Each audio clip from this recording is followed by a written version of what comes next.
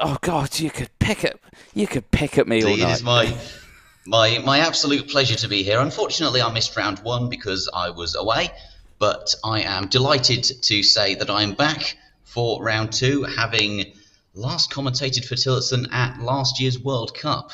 So being back in the saddle now, it is quite a shake-up. But I'm definitely looking forward to it. I watched the live stream last round, and I have to say it was a bit chaotic. So hopefully it's not that bad as far as.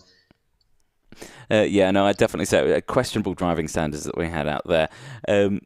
Obviously, the race itself around the beautiful Adria Karting Raceway, a fantastic circuit just south of the historic city of Venice, a beautiful place. I've been there once before in my lifetime, and it smelt of fish, but they did say you could expect that. Like we said, your commentators, Andrew Jordan, myself, and Simon Byford joining you for round two of this eSports series. And again, a look at the circuit, like we're saying, 1.2 kilometers in the 12 turners. It's a very flat circuit. It's a very modern circuit as well. Like we're saying, North Italy, or just under or just south of the Venice Raceway. A fantastic circuit. It's been a host to many karting layouts, and I don't think that's a real representation of the weather that we've got today. Hey, I could be wrong. It could be raining. Not too sure. That'd certainly shake things up, wouldn't it, Simon?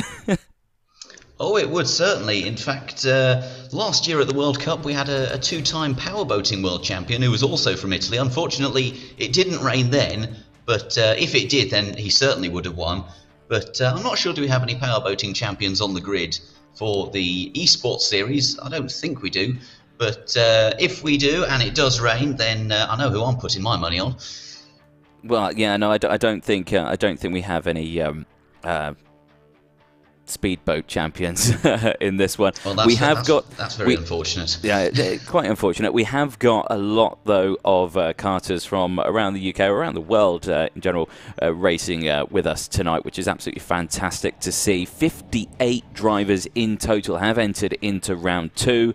And ladies and gentlemen, of course, you have to remember, we're only 2 rounds into a 6-round championship. There's 4 rounds left to go after this one. And the drivers only take the scores from the top 3 of their weekend. So if anyone wanted to join in from round 3, you can. And there is still a very high possibility that you could come away with the championship win. There's nothing against that from happening. So, ladies and gentlemen, if you are watching and you are wanting to take part in this one, please do get in touch with us. You can tag Tillotson T4 on Instagram, Facebook, YouTube, anything like that. You can tag alphalive as well. We'll see the messages. Bring it up, and you yourselves could enter into round 3 later on in the year. May 19th will be round 3 at the Kristianstad circuit. So a very technical but popular circuit in Europe. But yeah, you yourselves could be a part of round 3. Simon, are you tempted to yourself to enter into round 3, commentating alongside, do you reckon?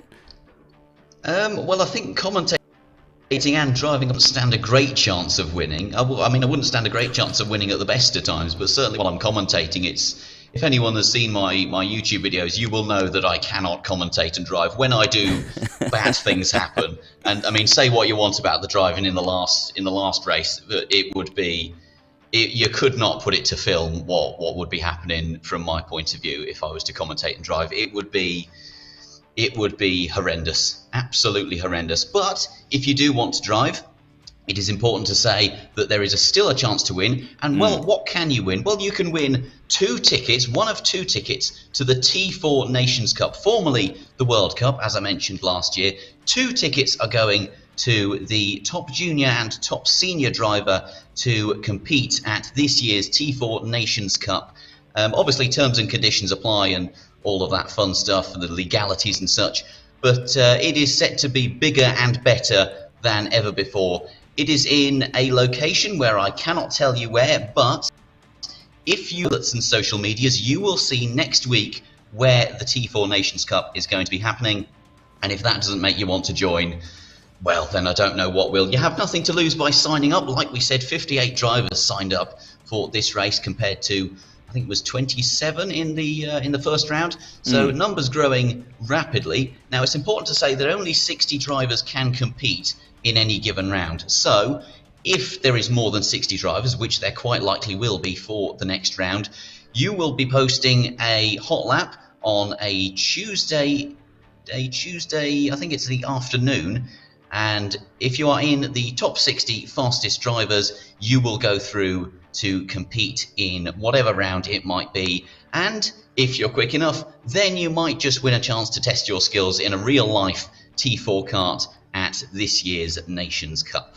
Well, there you go. It is a perfect opportunity for drivers who have not yet karted to jump in that bandwagon and be a part of it. And all you have to do is enter into this Tillotson T4 eSports series, or the TE series, or however you wanted me to pronounce it. Or how did you want me to pronounce it earlier, Simon? I want you to pronounce it by its proper name. I'm not sure is that too much to ask. No, go on.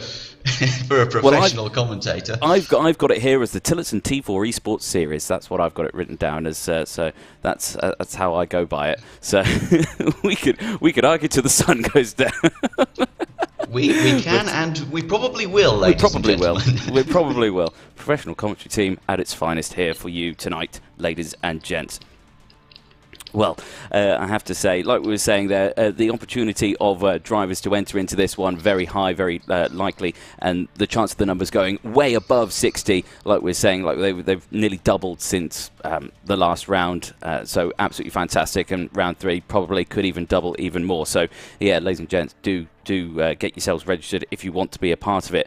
Now, of course, a little talk about tonight. Obviously, because there are so many drivers, the groups are split into 2. So the format for tonight is each group, Group 1 and Group 2, will have 2 race heats, and then they will both have a final. We will have 2 final winners, compared to what you would think a normal karting weekend would be, where you would have the heats, then a repechage to knock out drivers to then have the correct amount of numbers for the final. For this one, all drivers will get essentially an A final, and we will have 2 final winners. And there is clothings up for grabs as well for race winners in just the races themselves, and then of course points accumulated from the 3 rounds. Your best 3 rounds from the 6 rounds in this championship will go to, of course, the overall prize winner. Like Simon said earlier, those illustrious T4 Series Nations Cup seats, basically. You could win a chance to race into the actual side itself. So, yeah, absolutely fantastic. But, Simon, what do you think we're expecting from this one compared to what we saw at Wilton Mill? Obviously, Wilton Mill, turn 1, we won't talk about it. Adria, turn 1, what are we going to see?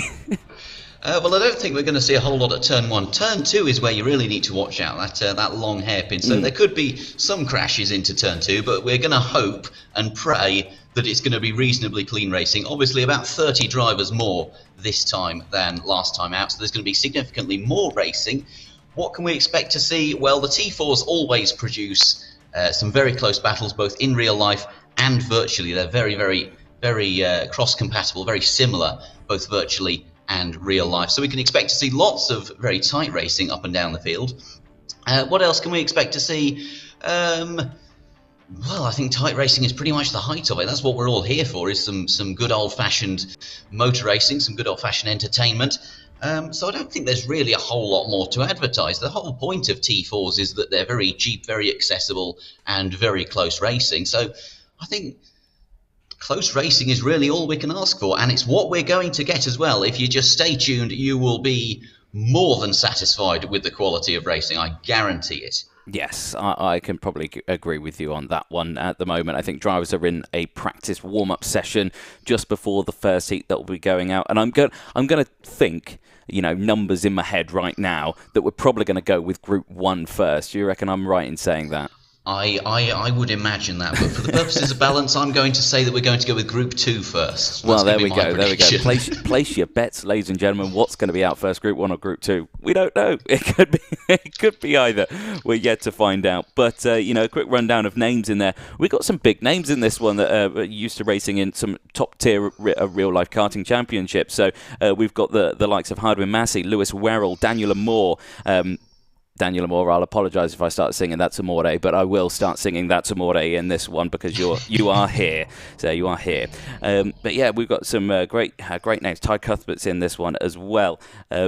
Now, there's a look at the circuit, and that is warm-up sessions out at the moment that you can see. A look at Turn 1, how fast sweeping it is, and you can already see that they've put quite a sizable amount of rubber down in the session already. And I suppose I'm supposed to start talking now because Anthony has stopped. Well, that was a cue for you, Simon. Yeah, there was a cue in there. You have to remember that the last time I commentated anything like this was the World Cup, and I was on my own then. I was supposed to have I suppose. I'll make it a little bit clearer when I pass it over to you, Simon. There we go. How does that sound? Yeah, don't just go quiet. You sound like my father, honestly, just kind of staring at me and hoping that I'll say something. That's not going to get through to someone like me, Anthony. You have to be a bit more explicit in what you're expecting me to do. I can only apologise. Apology accepted in that case. There we go. Right, well, we could yabber on all night, but ladies and gentlemen, race 1 is coming up next.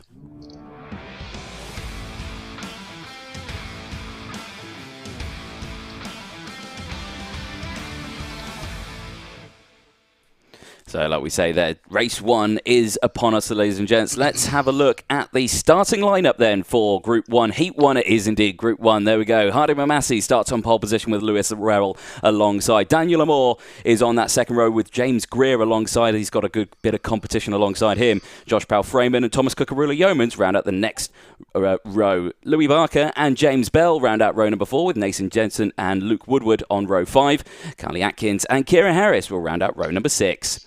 Row 7, Stratton Hibbs and Ben Higginbotham on row 7 with Matthew Hingley and Freddie Ingram rounding out row number 8. Adrian Giuseco on row 9 with Carter Kelly alongside. Row 10, Theo Lestrange with Kurt Lapskans, and on row 11 is Kyle Lawrence with Curtis Liu. Robert Ryan and Joe Shades will round out row number 12. Ronnie Smith and Lucas Thompson on row 13. Casey Wareham and David Whitehouse on row 14. Row 15, David Alcazar and Joe Booth rounding out the top 30 and the top of the grid as well. 30 karts racing out in this one. It's going to be a high and flying race, and, well, I'm going to say, ladies and gentlemen, hold your breath around turn 1 and 2. Well, I certainly will be, up until we get to turn 2, and there's inevitably a massive shunt, at which point I'll probably shout something incomprehensible. But like Anthony just said, there's set to be some very close racing. A 10-minute heat, 2 heats, and then a final, like you said, for each group. So this 10-minute heat, we're not sure when it's going to start precisely. In the next few minutes, obviously, because everyone's taken to the grid, as you can see there on your screens. The lap times that they were setting in practice were, I think, around 48 seconds, the front runners. So over 10 minutes, let me do the maths quickly, you're looking at probably 15 laps, I would say. And all the karts obviously being set up rigorously for this, and they're definitely not using the same setup that they used for round 1.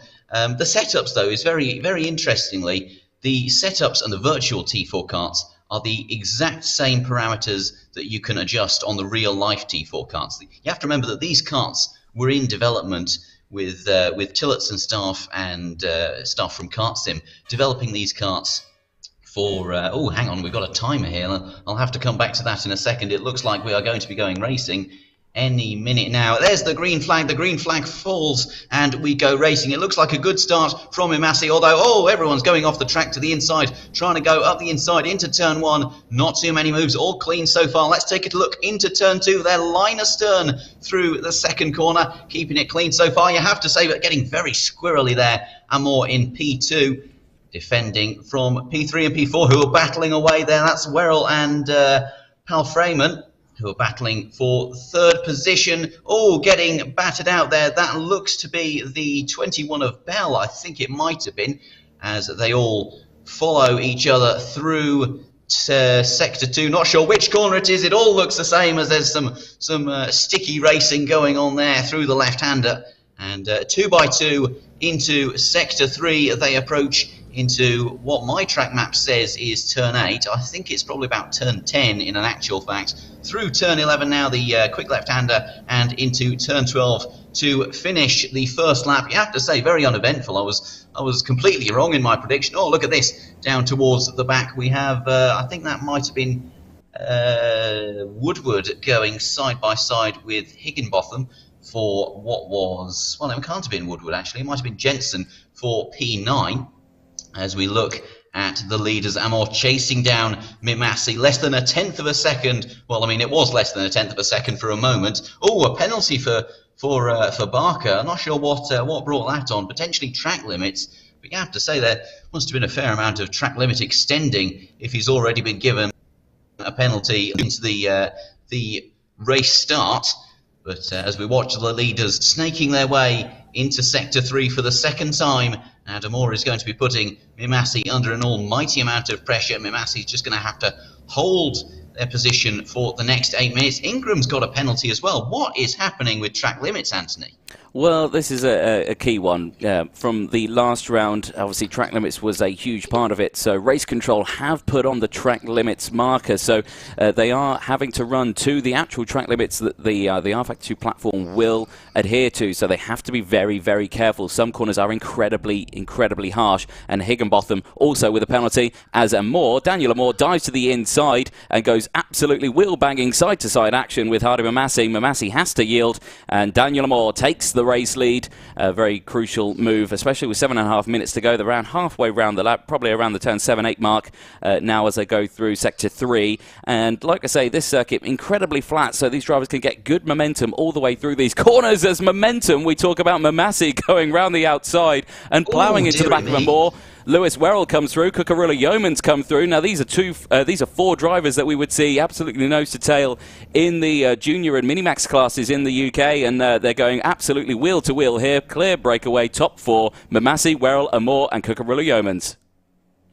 And you have to say, this close racing that we're seeing so early on, I can tell you from experience, ladies and gentlemen, that this would not be out of place on a real-life T4 event track. This is very similar to the kind of racing that I had the pleasure of commentating last year at the World Cup. Absolutely line astern throughout the entire lap. These go-karts have been specifically designed to be very, very close together. There is very little that you can do in terms of editing the setup, as Whitehouse has been given a penalty now, and Werrell has fallen down to P4. So he's going to be trying to make his way back up the field, taking a very wide line there into the third last corner. But you have to say that this racing so far are absolutely stuff.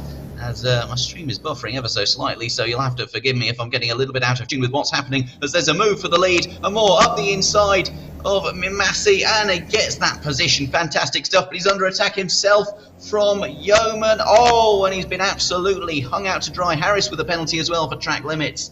And Amor has had a torrid time there through Sector 1 from first to third, and now he's being pressured by Mimasi in P4, who's also had a pretty horrible time in the first sector there. 5 minutes almost gone in the race, so almost halfway complete. And yeah, look at this battle, it's absolutely incredible. Oh, and there's big contact there, and well, I mean, thankfully it didn't come to anything too extraordinary, no heroics there. But I think that was the, well, I thought it was the 28. There isn't a 28 in this battle, but nevertheless, there's a big battle going on for P2 between Amor and Yeoman. Mimasi has a penalty for track limits, ladies and gentlemen, down to P5. goes to Freeman, has inherited P4, as everyone appears to be serving their penalties so far, Mimasi included, and you have to say that's going to be a gutting penalty to receive for Mimasi, from right up at the front down to P12 now. That's a dreadful turn of events for Mimasi.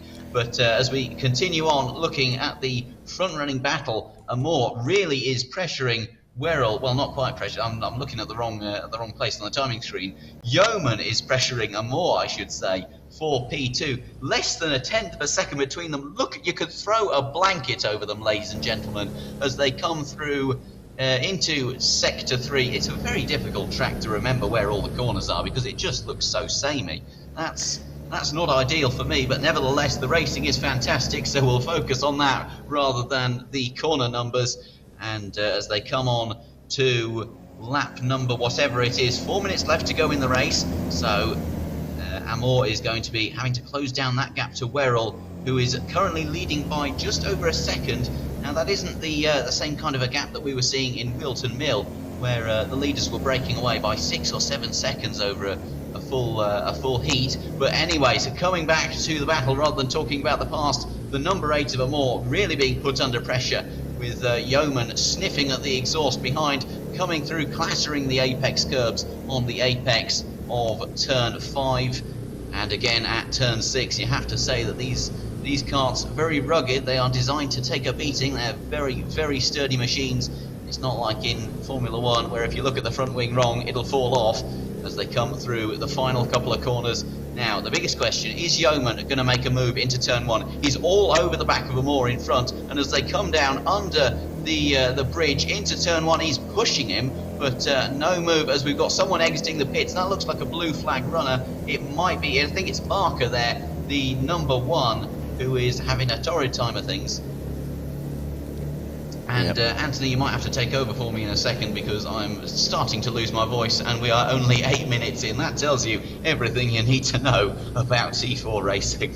Well, yeah, no, definitely. Like you say, 2.5 minutes, or 2 minutes 40 seconds if you want to be pedantic about it. But yes, lot of time to go left at all. And like you say, close battles at the top. Now, it was a real shame to see Mimasi with that penalty. Now, again, it was highly likely that something like that was going to happen because, like I say, track limits around the R-Factor 2 circuits can be very, very strict, can be very, very harsh as well. Like, you think you still had 2 wheels on the track and it would give you track limits. And I think on the servers it's 2 track limit warnings, and then you get a drive-through penalty. If you fail to serve that drive-through penalty by the time the checker flag is out, then you receive a 1-lap deficit at the end of the race. So it's a really big penalty in the grand scheme of things. So yeah, it's a really horrible one to get. So drivers have to be super, super careful.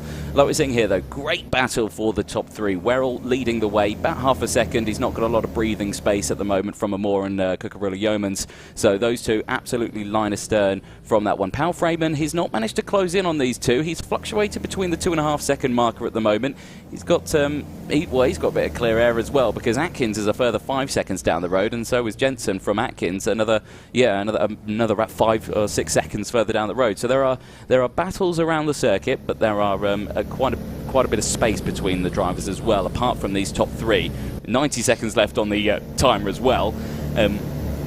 Either one of these 3 could take it. Now, Yeomans, he's eyeing up moves here and there. He's not going for the move at the moment. He's going to wait until that kind of sort of last lap board kind of goes out. We go on board with Yeomans, and again, it looks like he wants to go to the outside, but he's not going for it. Turns 1 and 2, they're a tricky place to overtake on because they're such fast, open corners. It's very difficult to get alongside, as Atkins sets the new fastest lap of the race, 56.855. Very, very competitive time. As in the Discord chat that we were saying earlier on, there were lots of drivers comparing times in there, comparing their data and telemetry and setups and all of that, and they were saying things along the lines of, how on earth are you getting into the 56s? I can barely touch a 57. So it is definitely one of those deficits. But last 30 seconds, last lap board, I presume, will be out this time. I can't remember how the R-Factor 2 system works, but I'm sure the last lap board will be out this time.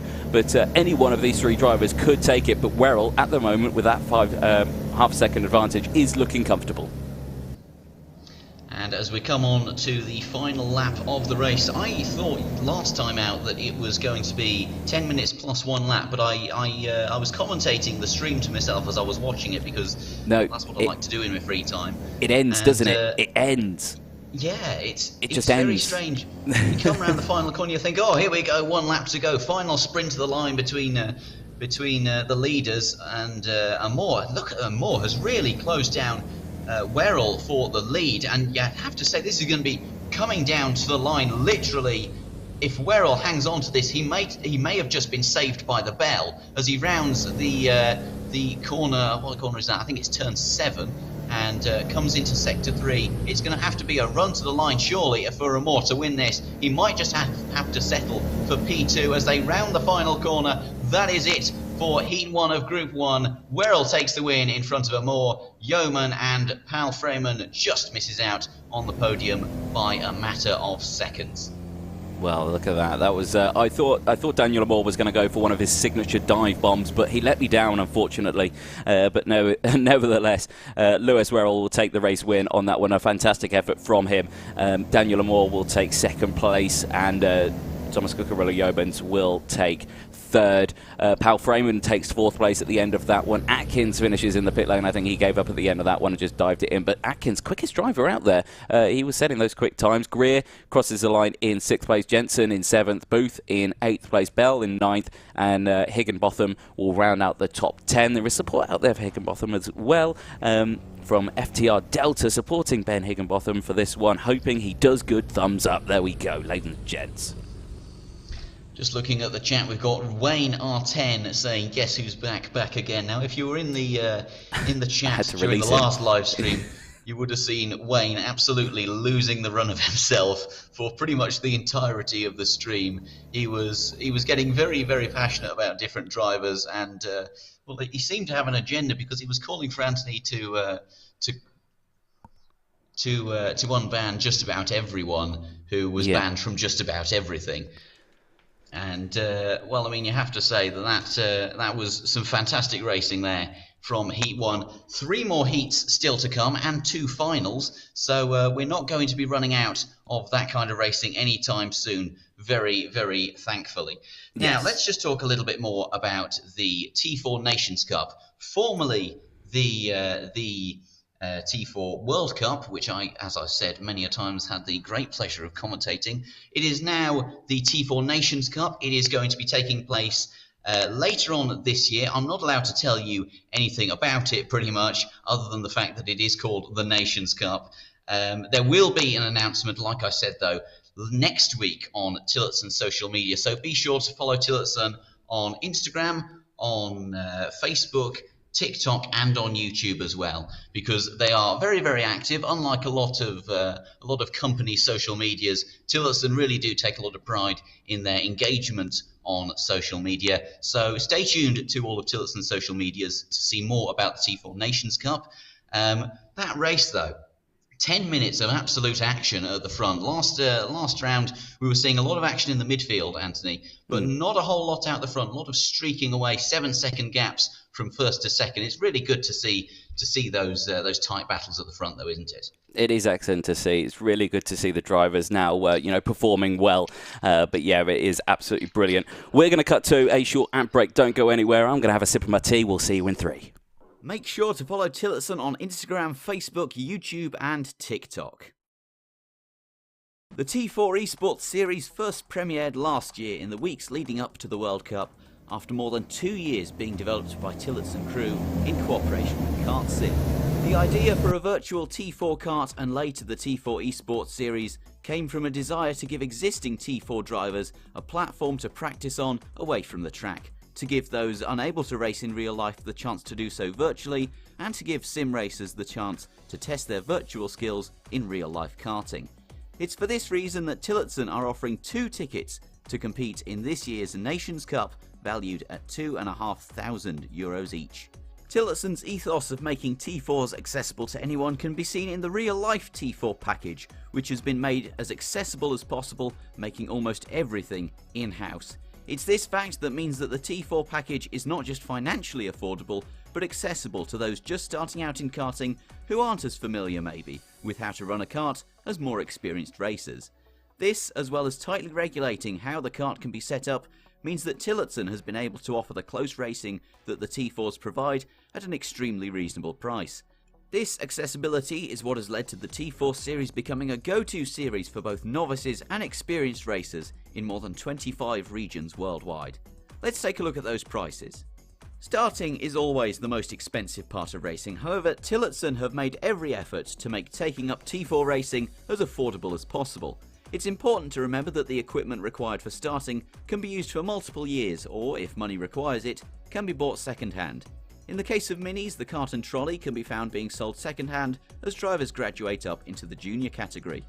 The nature of the series also means that second-hand equipment depreciates in performance and value very little, meaning a kart can still be capable of being fast and winning races, even if it's not new. To buy everything new, however, will come with an initial cost of roughly €4,720 for minis and around €5,500 for juniors and seniors, including VAT.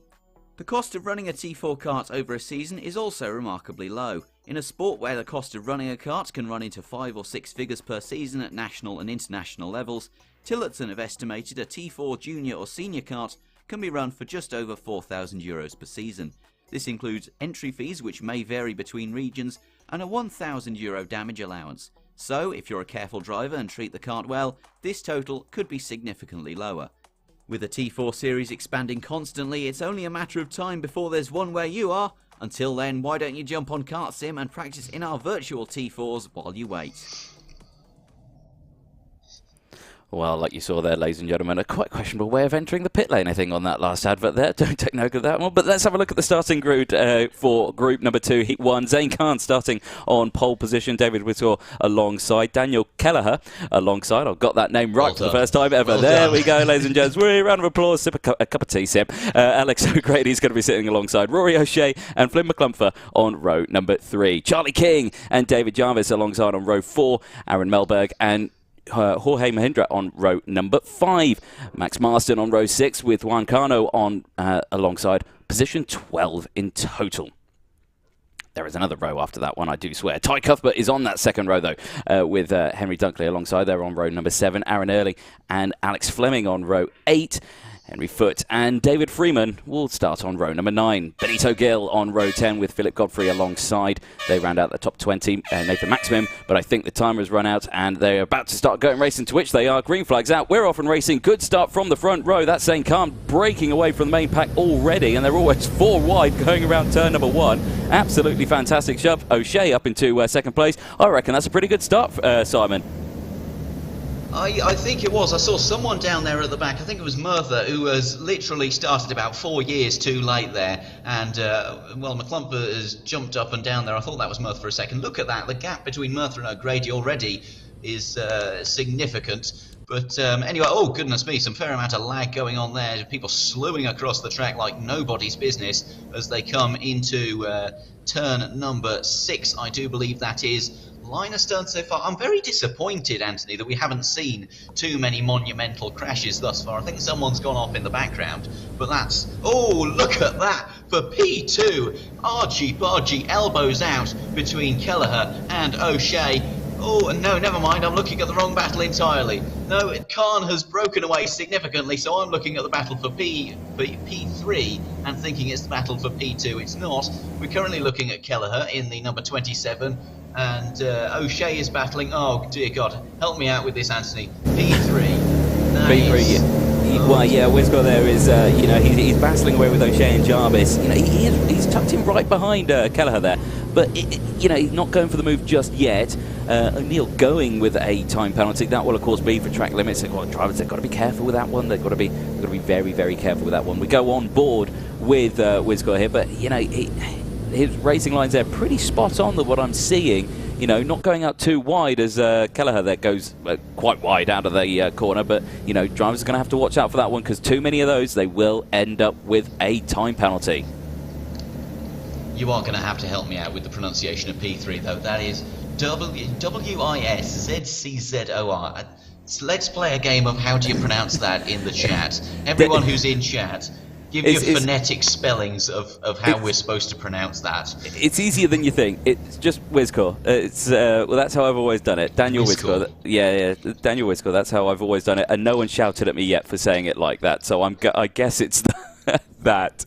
If it is wrong, ladies and gentlemen, do let us know in the live chat. You know, I do love being told that I get names wrong because it helps me learn, ladies and gentlemen. There's only one way of learning, that being told that you're doing it wrong. Action though for second place as Wizcore tries to get down the inside of Kelleher, but fails to do so. O'Shea tucking right in behind as well. The number 15 in fourth place, really showing what he can do in the pink livery car. Oh, just wide there out of the corner, had to kind of back out the move. Really got a lot of oversteer there, lost a lot of momentum. Luckily, Jarvis didn't manage to close in. McClumfer also just not too far behind. They're in the next group. So race leader Zain Khan breaking away from this pack of 4 as again dive bombing down the inside there. Kelly holding on to second place, but only just. He's going to have to really fight and hold that one. There was a spin just in the background, a shot at turn 1. Yellow flags are out. That will clear quickly as they go through, but all action is at the front here. Oh, goodness me. I mean, you mispronounced Kelleher once again, but we're not going to worry about that too much. Kelleher. Yeah, you better be. As we look at Kelleher in P2, he's under attack from Wizcore behind, who is himself under attack from O'Shea. Oh, contact! Oh my goodness me! Someone call an ambulance because O'Shea appeared. Yeah, it is O'Shea, and well, he's not going to be scoring any points, I would imagine, because well, I mean, thankfully that isn't something that you'll see in most real life T4 races. Let's take a look at the replay. And oh dearie me, I'm not sure did he clip the tyre barrier or the curb or the cart next to him, or potentially all three at the same time. But whatever's happened there, it is unideal for O'Shea. He's only down to P9 though, so he's still in it with a chance of scoring some good points if he can put his foot down. As we're looking at the battle at the front once again. No, we're not. We're looking at Haywood down in P10. My mistake. In the number 1, a battle on the fringes of the top 10. That's something that you'll also see very often in T4 racing worldwide. Oh, and it's another crash, and well, thankfully everyone stayed in the right direction for the most part. Just a little bit of momentum lost mainly, and Vaysack has got a penalty, so no surprises there. But even more penalties coming out. I'm not sure who else has been given a penalty that we've missed, but as we look at Haywood, who's up into P8 from P10, less than a lap ago, battling away for well, it's with oh goodness me, again on the exit of the third last corner. There's just absolute calamities going on there. It seems like no one knows how to control oversteer in sector 3, which isn't what you want when we have such prizes at stake as tickets valued at €2,500 each for a real-life karting competition. Hopefully we don't see any such incidents at the real-life T4 Nations Cup, as we are still looking at, oh no, we're looking at McClumper now, who is, not sure is that, yes, battling with King in front, less than half a second between them, but, well, I mean, it's not uncommon for T4s to be separated by centimetres rather than tenths of seconds, but he's coming under pressure from Merthyr behind in P7 in the number 28, and the man with the pink overalls is going to be feeling the pressure with more than half of the race gone. He dives into the pit lane. That's presumably to serve a drive-through penalty. Wizcore with the new best lap time that he has set. Oh goodness me, look at that. All kinds of battling going on between Haywood, I think that's O'Shea, and potentially Gillian.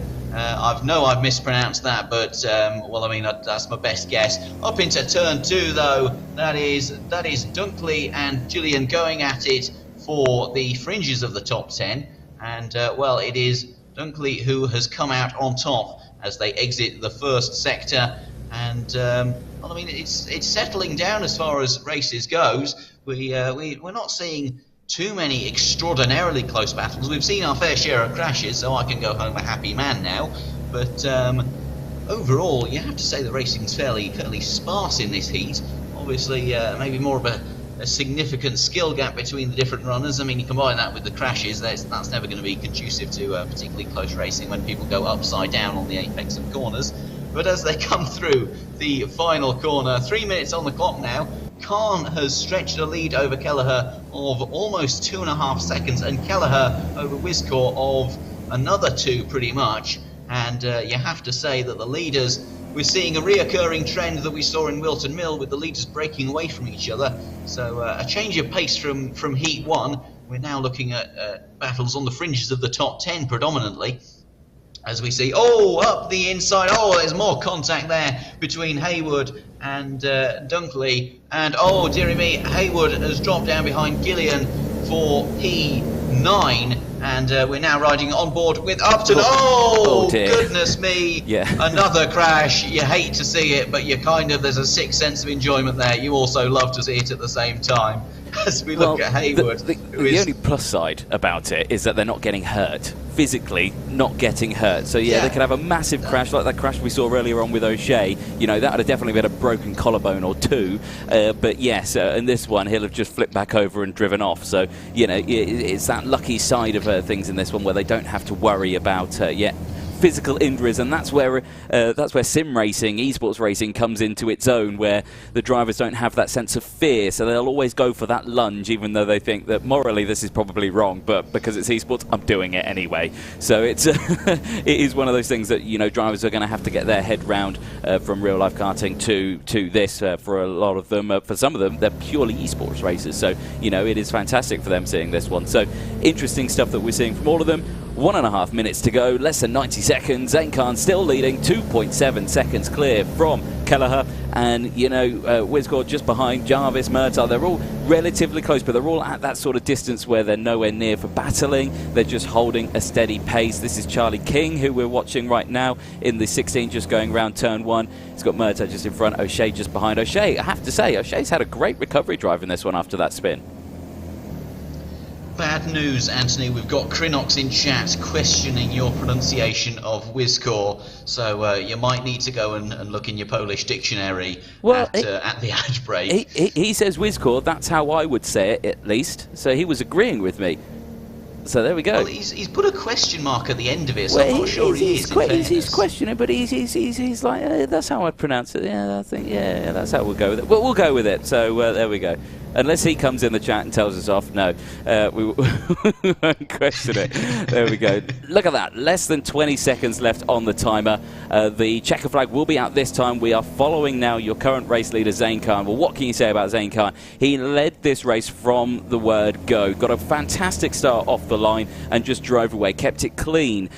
Didn't really battle with anyone. He managed to pull away by quite a chunk. He's kept it clean in terms of track limits. No penalties have come out. Knock on wood, commentator's curse, is an active and real thing, ladies and gentlemen. It can happen as it comes out. But you see him here now, Simon. It often does. Yeah, it does. You see him here, Simon. He's going around smooth. You're not seeing him working the kart too hard. You're not seeing oversteer. You're not seeing understeer. He's pretty much got it dialed in, I would say, as he goes into the final couple of corners. Yeah, you have to. The thing with T4 karts especially is that because they're so affordable, they are reasonably similar as he comes across the line to win the first heat of Group 2 in front of Kelleher and Wiscore. Murtaugh just about losing out on the podium there by about 5 seconds, which is maybe going to disappoint him slightly, but he's still in a good position for the final with securing a good result like that. The thing about T4s that you have to remember is because they're so accessible and affordable, they have to be somewhat similar to rental karts, because some of the racers in T4 in real life, over 500 racers worldwide, some of them have done nothing before but rental karting. So there is that same with them, that momentum is the most important thing, because you don't have that same kick to pull you out of the corners if you lose momentum. So it is all about driving smoothly, not sliding the car too much, not wearing down the tyres, not spinning the wheels, not getting oversteer on the exit of corners. It's about keeping it smooth, keeping it relaxed, keeping your shoulders loose, and ultimately keeping the lead, as we saw from Khan. He managed to fend off Kelleher very, very effectively through the smooth driving that we mentioned. As we see the final few people come across the line. They haven't. They've gone into the pits. So one would assume that those were the leaders, and we're going to be going to the next race pretty soon. I'm not sure we're going to have time for an ad break, as if you look there just next to the bridge, then the marshal with the yellow flag going absolutely ham. So obviously he's missing the action that his colleagues in sectors 1 and 2 have been having. But I think we might be going to the next race fairly sure, like I said, if we're going to have time for an ad break. But we might. I'm awaiting confirmation on that. Anthony, I'm not sure. Do you know any more about this than I do? I can confirm, yes, the next race is coming up next, ladies and gentlemen.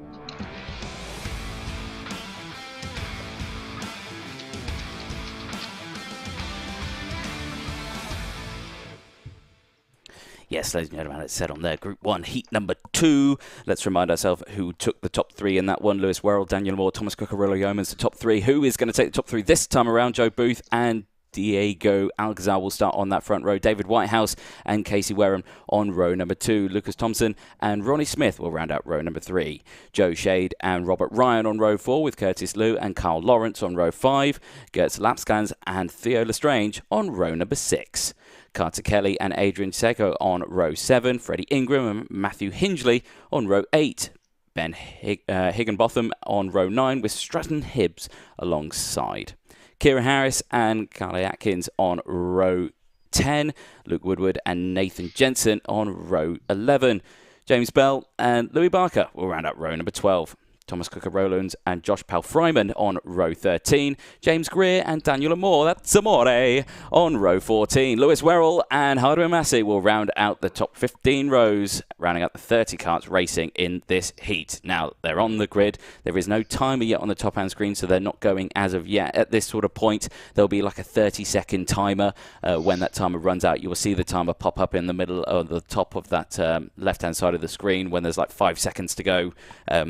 It will say 10 minutes and 5 seconds, and then when it's on 10 minutes, that's the green flag. So just to simplify it for everyone, just so everyone is kind of aware, R-Factor has those tricky bits you have to deal with, but they're bits we deal with. Simon, first race we saw from this one, absolutely fantastic. Are we going to see the same in this one? But those drivers who won are going to have to come through the pack this time.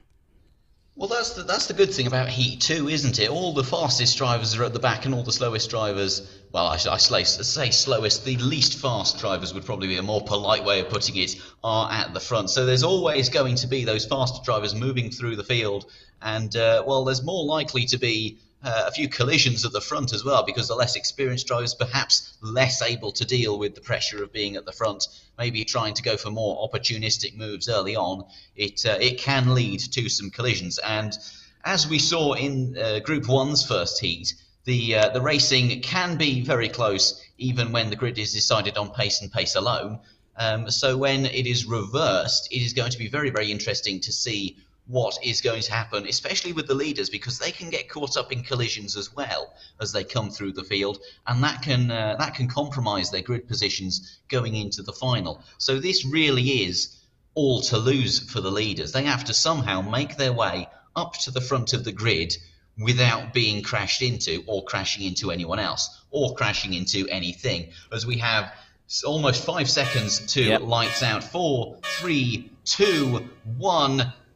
The green flag falls and the klaxon sounds. We are away and racing, and it looks to be a pretty good start. Oh no, it's not, but the leader's massive lag has really sacrificed whoever it was on pole. I forget who it was, to tell you the honest truth. Higginbotham takes the lead going through turn 1, all line astern through turn 2. No real action going on there. The leader's playing it safe towards the back. Everyone staying remarkably well behaved. Oh, just as I say that, we talked about the commentator's curse, didn't we, Anthony? And as soon as I say everyone's well behaved, the rules go out the window. Isn't that just typical? Atkins within the first. Oh, dearie me, who was that? That was Ingram. That was Ingram from third. Yeah, absolutely nailed that inside barrier and just span around full rotation and is now at the back of the grid as well.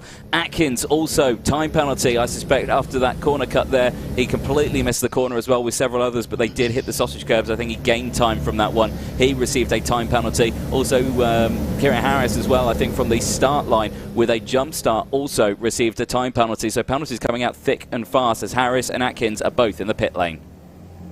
And someone has stopped on the exit of the final corner. That's really not what you want to see. That could be a massive collision if someone isn't paying attention coming onto the start-finish straight. As we look at Woodward, oh, getting all kinds of sideways out at the end of turn 2. Oh, look at them, absolutely soaring at the wheel like lumberjacks coming through turn 3 and into sector 2, into turn 4, side by side, even more contact. These T4s are very robust in real life. They're even more robust in the sim, it would seem. Obviously damage has been turned off or something, because everyone is just battering and barging each other. It is all-out warfare as Woodward gets punted by Barker from behind. And, well, it looks like Moore and Jensen are battling it out for what is ultimately a fairly low position for Moore. P10 is where he is sitting at the minute. Oh, and the kart is still stopped on the outside of the final corner. They really need to reset to the pit lane, whoever that is. I think it's Yeomans,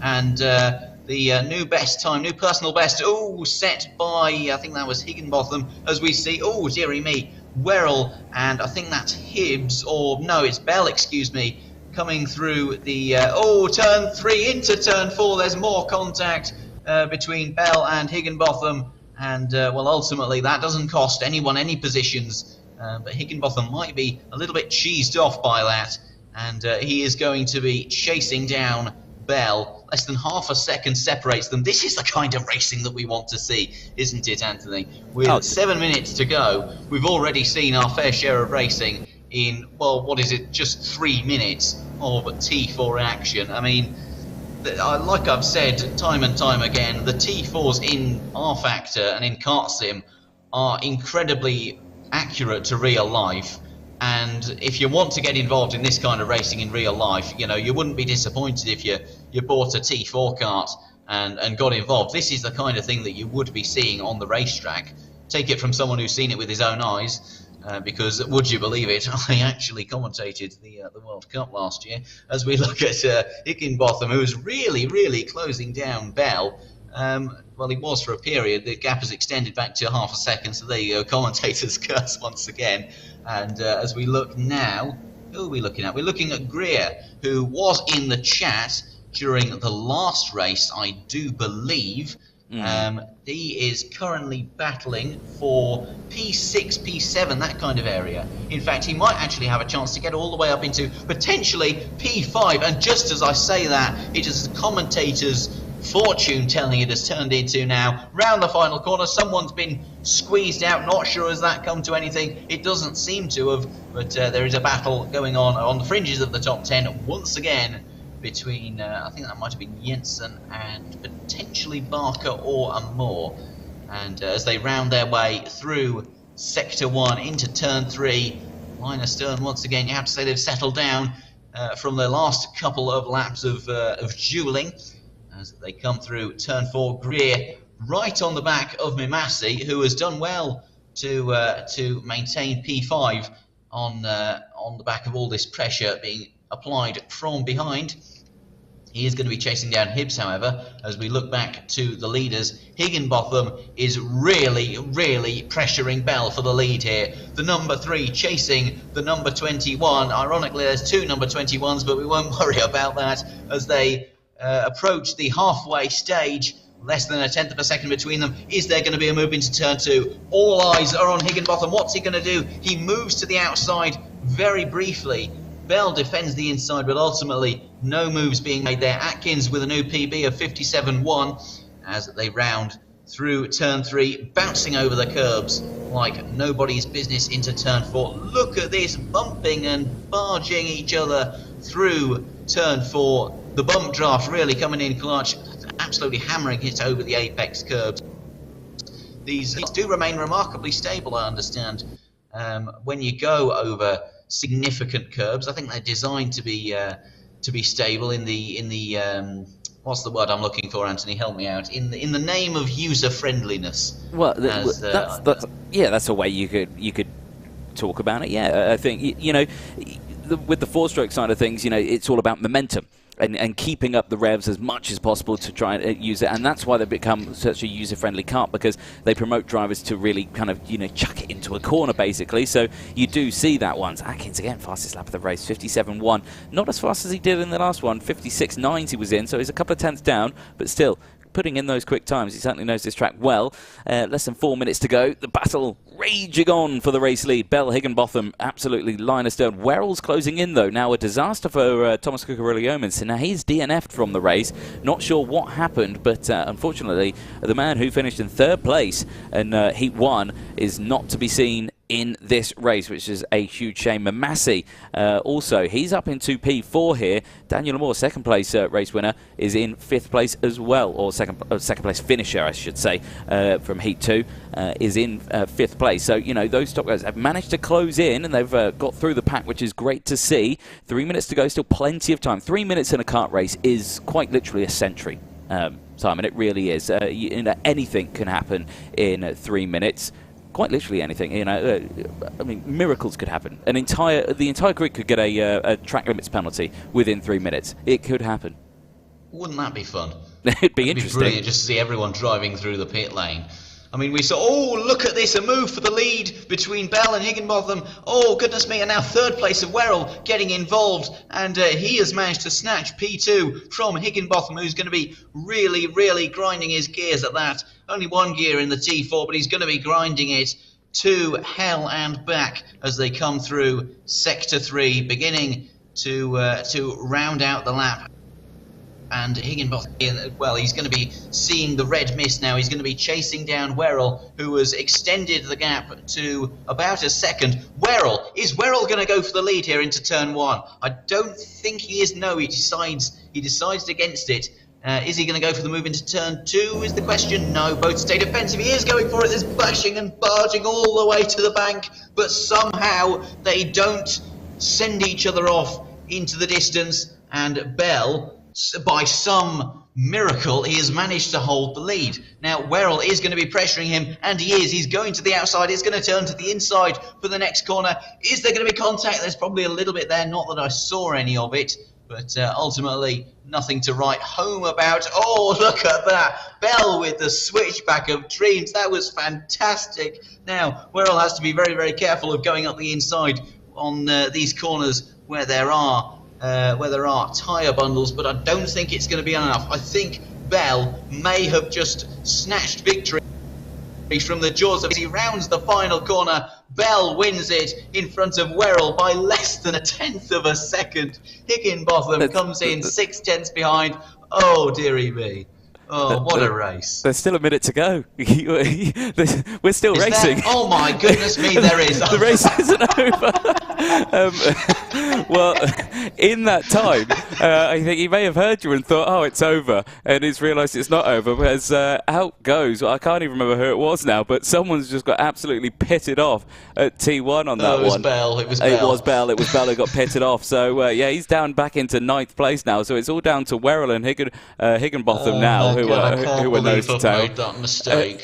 Mate, it happens. It happens. Don't worry about it. Don't stress yourself. I've done it a million times when I've gone, and let's check at flag. Oh no, it's last lap. So I've done it a million times. Don't worry about it. 16 seconds on the clock. They're going to cross the line.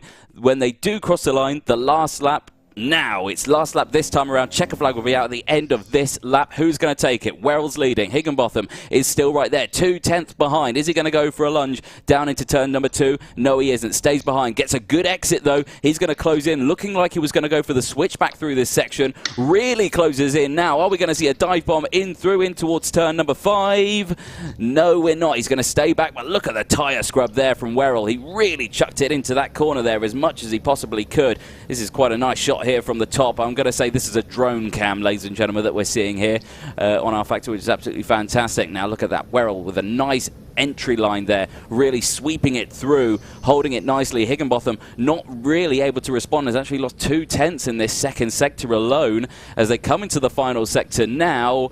Higginbotham not close enough for any move, so out of the final corner, Lewis Werrell will take heat number 2. It's 2 for 2 for Lewis Werrell across the line. Checker flag comes out from Higginbotham. Mamasi crosses the line in a comfortable third, and Higginbotham celebrating there wildly. Daniel Amore crosses in 4th place from Greer. Atkins takes 6th place from Barker. Woodward, great result, finishing in 8th place, rounding out the top 10. Bell managing to hold on to the top 10 positions, finishing in P9 from Pal Fryman, rounding out the top 10. Absolutely excellent racing from those top drivers.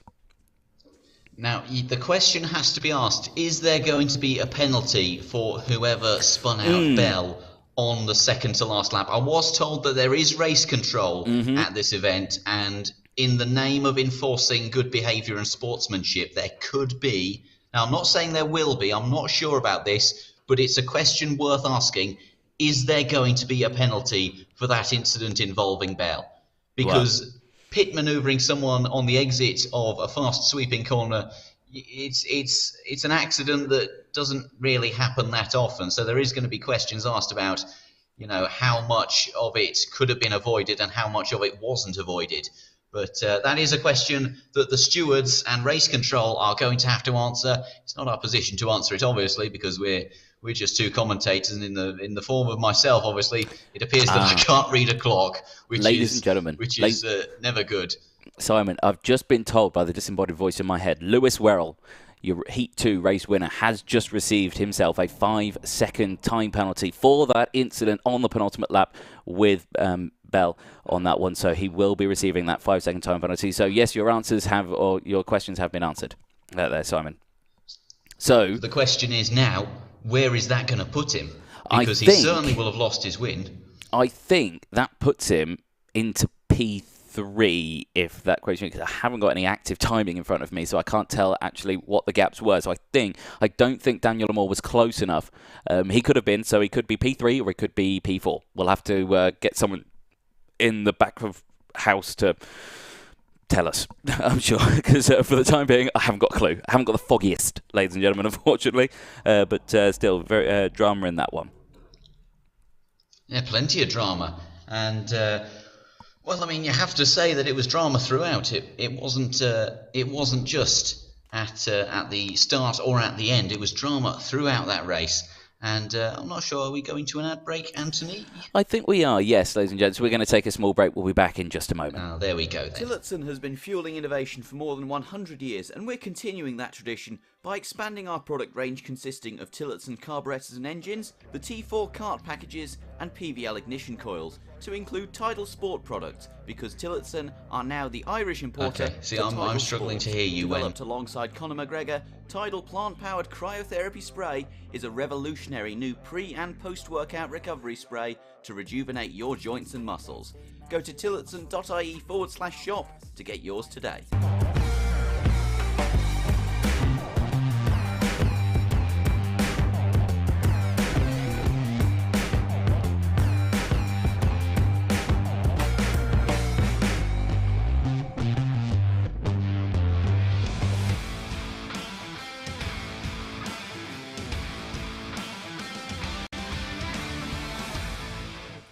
Welcome back, ladies and gentlemen. It is Group 2, Heat 2 coming up next. And here's a look at the starting grid. Dalton Hayward will start on pole position with Guillaume Vasek alongside.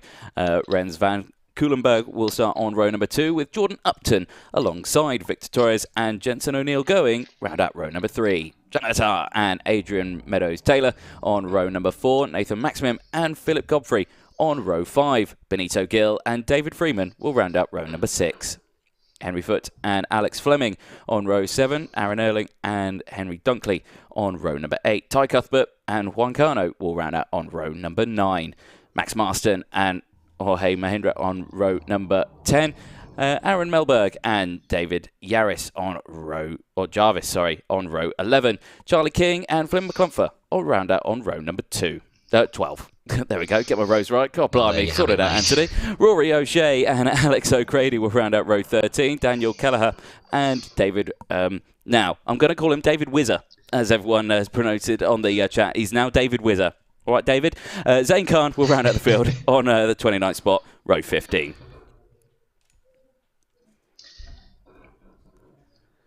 Well, ladies and gentlemen, like we were saying, from Heats 1, 2 and 3, there's been drama all the way throughout it. Heat 1, absolutely fantastic. Heat 2, a little more tame, Simon, in Heat 2. Heat 3, though, that was a bit, mental.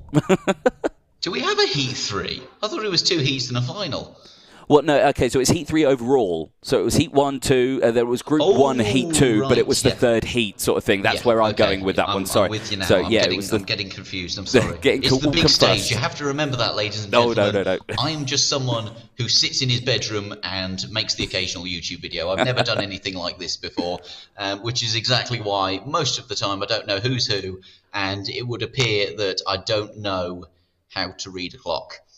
But anyways... Like we said, fantastic racing throughout that heat. It was from start to finish, drama, and more drama. Where do we start with it? I'm not really sure, to be honest. I can't remember a majority of what happened other than the crash right at the end. Thankfully, there weren't any virtual fatalities in that race. It was predominantly clean racing, unlike what we saw in the first round. It's important to mention that again because it was just absolute carnage. As we take a look at the grid forming up for the fourth and final heat, it is going to be Haywood who is on pole, and we're just waiting for the last few cars to get into position before we get underway. Still a few seconds left to go on the well, not the clock, because there isn't a clock, on the imaginary countdown, we shall say, before we get a proper countdown, which I invariably won't be able to read because I have prior form in that department. Let's tell the honest truth about that. Now, it's important to remember that the two heats combined, the way that the final works in setting up the grid is that where you finish in the heat. So if you finish first, you get 0 points, and if you finish last, you get the most points. And whoever has the least points from the heats is put on pole for the final. It's kind of backwards compared to what we're used to with racing, but that's the way that it works. So basically, all you need to know is however well you do overall, you're going to be put in a similar position for the final. Now, as I think we have almost everyone who has taken to the grid. Still a couple of people. O'Grady and Whizzer, as we are now calling him, are still in the pits, as is Khan, who won the last race. We needn't tell you, in absolutely dominant fashion. But the front runners seem to be taking a bit more time, maybe changing their setup ever so slightly. I'm not sure you're allowed to do that, but that's the reason that I'm going to put it down to. Let's take a look at chat very quickly. Why is Conor McGregor on the Tidal ad? Because Tidal are partnered with Conor McGregor. He is a sort of ambassador for them. So they have, as far as I know, well, I don't know the details of any kind of deal they have, but they do have a deal where Conor McGregor promotes Tidal products, and Tidal obviously pay him significant moolah for it because it's Conor McGregor and he is worth an awful lot of money. Let's see what other people are saying in chat. Well, some people I can see, sorry Simon, I can see Maria Vishchor joining us. It's David's mum, and she definitely knows how to say it. Lights are out, we're off and racing. It's a good start from the front row, good start from the third row as well, as Upton comes through. Upton drops down into fourth now, as Murtagh comes into third place on the outside. Upton will have the optimal line as they come in towards turn number 2, but Haywood takes the lead as they go in towards turn number 2, bumping and barging in the background. O'Neill dropping down places. Julian coming up a couple of places as well, and a spin there. Oh, someone round. Yellow flags come out, and off wide there goes Murtagh onto the sausage curbs. Rejoins, but he's going to have to be careful. Khan with a penalty. As Khan with a penalty. Yeah, 7th place. That could be jump start. I doubt it'll be track limit so early on.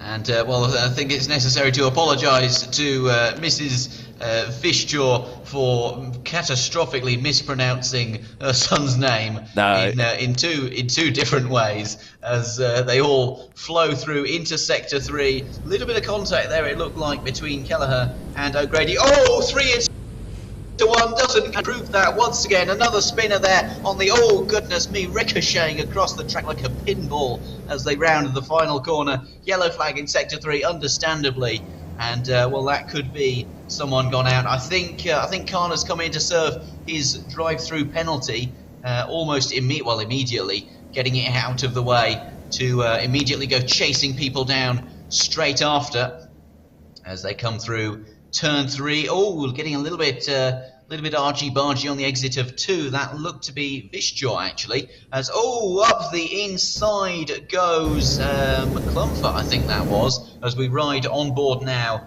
with, well, we were with Julian. I think that's how it's pronounced. Help me out there, Anthony, if I'm wrong.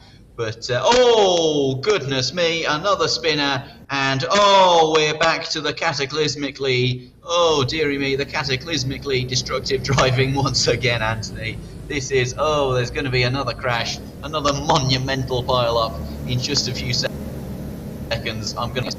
Oh, dearie me.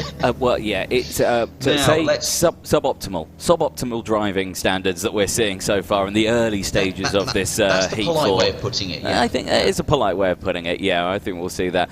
Action here, though. This is the battle for the race lead. Upton and Murta absolutely nose to tail as they go through the midsection. Sector 2 that they're in now, heading around turns number 5. And, you know, seeing this section, it's so tight through this section as well. Drivers really have to watch out for that oversteer. And that's the main thing that we've been seeing with these drivers.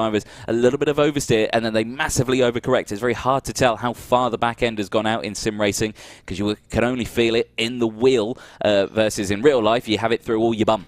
You have it through, it all comes up through your bottom and through your spine and all of that. You can feel all the movement of everything that would go through that sort of section. Sounds funny, but it's true. That's how drivers know. It is funny as well, though, you have to say. Well, yeah, well, exactly. If you've seen the film, the wonderful film Rush, telling the story of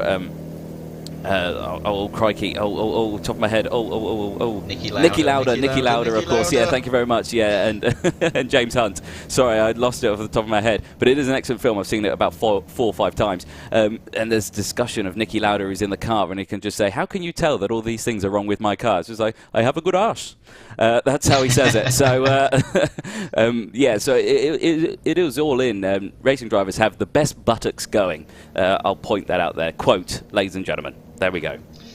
So moving on from Anthony's conversation about racing drivers' backsides, there was a move for the lead that he missed, and Murtha has taken the lead and is now streaking away, 0.8 of a second, yellow flag in sector 2, so someone's obviously crashed somewhere, and well, Murtha, he's obviously got blistering pace because in a matter of corners he has stretched the gap to almost a second, and then it's another 2 seconds back to Haywood in P3. Everyone's disappeared there momentarily, and again, which isn't ideal. So it looks like we might have to go to nature watch in a sec. Keep disappearing. But a penalty for Melberg. That might be track limit, but yet to. Well, we're not going to get confirmation on it because we don't. Halfway through the race, though, almost, and Murtha, like I said, has taken the lead. That's the grid, in case you were wondering. I think they need to put 50p in the server, ladies and gents. I think they need to, yeah, it's running low. Put 50p in the server, and let's crack on. There we go. Dunkley with a penalty now as well, guessing also for track limits. We're halfway through this race distance, and of course this is the final heat before we go into the finals. Obviously 2 finals, we've got a Group 1 final and a Group 2 final, so we have 2 final winners. Action here as King is all over the back of McClumfer as they go through the final corner. King looking like he wanted to get the switch back there. He's got good waft down this main straight. Is he going to go and pull out of the slipstream? No, he's going to stay behind. He'll possibly go for the move in towards turn 2. It's a popular one that we've seen in this one. Is he going to go for it? No, he's going to stay behind. Thunk against it. He thought it, he thunk it, and he thunk against it. Well, you have to say that Anthony really is the king of the one-liners here, and he has some great conversation topics as well for commentating. Ooh, all kinds of out of shape there. McClumfer in P6, losing out on a position or 2, I think, as we look to Kelleher, as it's pronounced, Anthony, in P3, who is... He's kind of racing his own race at the minute. He's got a 4-second gap to the leader, about 3 seconds to the kart in front, and about another second to the kart behind. So he's kind of doing his own thing.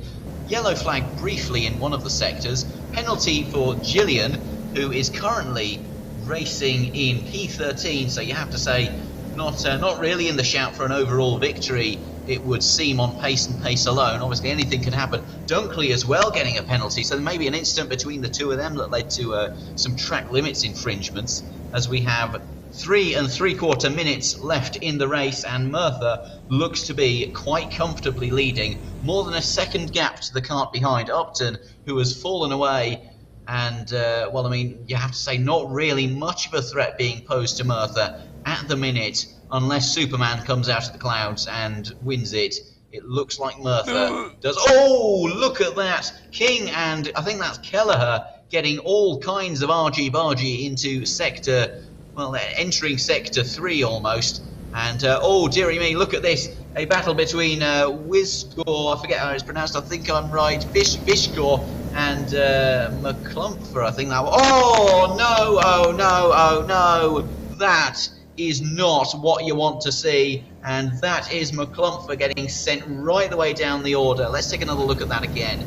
Coming into the final corner, oh dearie me, just getting turned into, and very little that could be done about it. Unfortunately, he does come off worse for wear, McClumpher, and he's now down to P15 as we look back to Haywood. Battling with King, I know it's battling with Wisgor, excuse me, as they come into Sector 2. Fantastic move, though, from Wisgor as they come into Sector 2, but he is going to have to defend that position quite rigorously now as they come into Sector 3 and then into Turn 1 and 2, because Haywood is not a man to mess around when it comes to making moves. He is very, very close to Wisgor in front, almost, well, I mean, not extremely close. Oh, look at the lag, though. Oh, dearie me, the lag is going to play havoc. You have to say, if he is where the camera's pointing, then that's not conducive to a move. Everyone's disappeared. There's a yellow flag in Sector 3 because no one knows what's going on, probably. Quick, Everyone's put a pound in the meter. Again. Put a pound in the meter. Put a pound in the meter. Just yeah, 50p is not good cards, enough. We get a pound in there. Cards, vouchers, coins, cash, everything. Just shove it all in. 1 minute and 30 seconds to go almost. Merthyr still leading by, look at that, 1.8 seconds. He is absolutely blitzing it away from Upton in P2. Kelleher is still in a league of his own pretty much in P3. He is driving his own race at the minute as we look at O'Shea battling with Vasak, I think that's pronounced, going in to Sector 3. O'Neill Going's got a penalty, probably for track limits once again, as we are into almost the final minute of the race. Is it going to be the oh goodness me, I'm too busy doing maths and I'm missing the moves as Haywood is battling with who is that? That is O'Grady. No, I'm not looking at the completely wrong driver. Yeah, we're on O'Shea and Vasek. Yeah, so it's O'Shea and Vasek. I've just realised that, Anthony. Thank you for your correction there. As we're now looking at Merthyr, you can see that gap there visually, 2.5 seconds. He is absolutely gunning it away from P2. Somehow O'Neill Going's got another penalty within about 20 seconds of getting his first one there. Well, and as Merthyr rounds the final corner, there's a yellow flag in Sector 3. Someone stopped on the outside of the track. 13 seconds to go, so this is going to be the final lap. And it looks, barring a cataclysm like Merthyr, is going to take the victory. Kelleher sets a 57.2, which is a very competitive time indeed. Mind you, he is in clean air and he's not having to worry about battling with anyone, so he can just focus on his lap times. But as Merthyr rounds Turn 4, he is going to approach Turn 5. Tricky enough corner Turn 5 to judge, especially on the exit. As now he heads up into Turn 6. Be very careful of the oversteer. Keep it tight on the exit. Throw it into Turn 7. Be very, very careful not to touch the inside tyre. Same with Turn 8 and Turn 9 as well. He has but a few corners left to navigate, does Merthyr, and as he rounds the final corner, Merthyr is going to take the victory in front of Upton and Kelleher. A fantastic performance from Merthyr, you have to say, and he is going to be very, very, very pleased with that indeed. King just about misses out on the podium in front of Fishcore in P5. Not Paul O'Grady, he's a comedian. O'Grady finishes in P6 and Hayward in P7, excuse me for that. O'Shea finishes P8 and Maximin in P9 in front of Vasak in P10. McClumpher, after his incident, finishes in P11, which is going to be quite disappointing for him. He had some pretty good pace. Unfortunately, that wasn't reflected in his results. But that was, fair to say, actually, a decent enough race. There wasn't a whole lot of heroics. There wasn't an awful lot of smashing and crashing. But there was some very tight, very clinical moves and some very, very, very good battles. Don't you agree, Anthony? That was just absolutely electric throughout. Well, electric is a good one because it's all electric racing technically here, isn't it? So there's well, I mean, it's computer racing, yeah. Well, yeah, exactly. Simulated petrol. Exactly. There we go.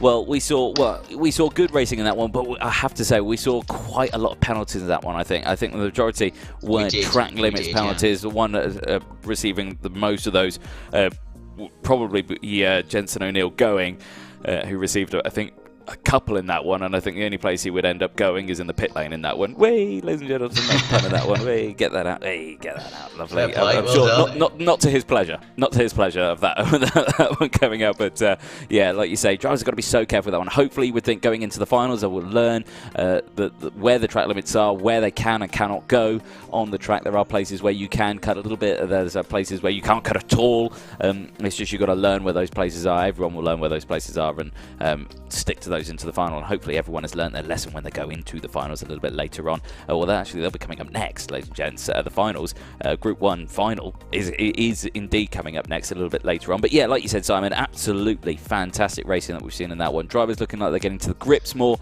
with the kart as well. Like I say, you've got to watch your oversteer in these ones because it's so easy to just carry a bit too much or turn too much in the karts, then you lose the back end and you lose all the revs and you lose all momentum. You just get swallowed up by the pack. It's quite a frustrating thing to happen, so drivers are really going to have to watch out for that one going into the finals, aren't they?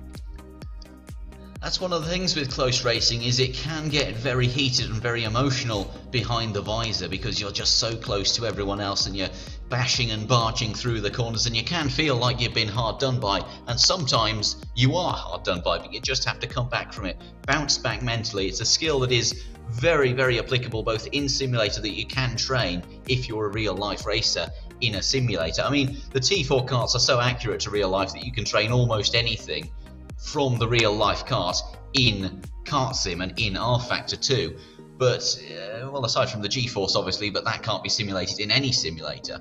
But the T4 kart, not only does the kart feel realistic, but the racing is also realistic. So you can train your racecraft through a simulator. And the T4s are extremely, extremely cheap to run in comparison with, well, pretty much any other form of motorsport, karting or otherwise. So if you were to train that skill in real life, you would be able to do it for a very cheap price. But it's so handy to be able to do it on a rainy day where you maybe don't feel like going out. You can roll into bed, roll into the simulator, get on Kart Sim, load up a T4 kart and just banter around the Adria Karting Raceway and train some racecraft with your mates. That is one of the most applicable uses for a simulator, and it's something that the T4 kart has simulated really, really well and allowed racers to train very, very effectively as their racecraft, and also to a lesser extent, like I alluded to, their emotional control, because when you're going wheel to wheel with people, you can get quite frustrated, and it does teach you the very applicable skill in real life of controlling your emotions, taking a step back, taking a breath, and then going again on the attack on front. But that's just some of the accuracies and uses for the T4 kart in the sim. Like I said many times, it is so incredibly realistic to the real life kart. But I think we might be going, correct me if I'm wrong, Anthony, to another ad break. Am I right in saying that? I think actually we're going into the next race, so I think it's time, ladies and gentlemen, to queue up the first final that's coming up. It's right now. Tillotson has been fueling innovation for more than 100 years, and we're continuing that tradition by expanding our product range consisting of Tillotson carburetors and engines, the T4 kart packages and PVL ignition coils, to include Tidal Sport products, because Tillotson are now the Irish importer for Tidal Sport. Developed alongside Conor McGregor, Tidal plant-powered cryotherapy spray is a revolutionary new pre- and post-workout recovery spray to rejuvenate your joints and muscles. Go to tillotson.ie/shop to get yours today.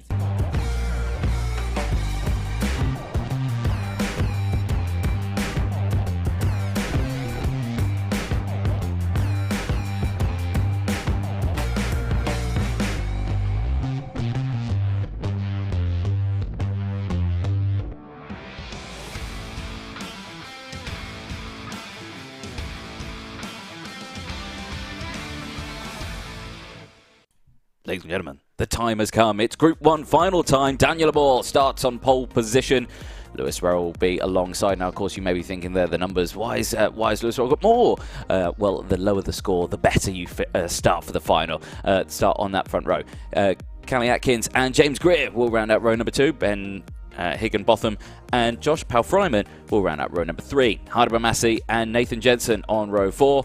James Bell and Thomas Cucurella-Yeomans on row number 5. Luke Woodward and Louis Barker will round out row number 6. Joe Booth and Stratton Hibbs on row 7. Kieran Harris and David Whitehouse on row 8. Freddie Ingram on row 9 in 17th place, all on his lonesome.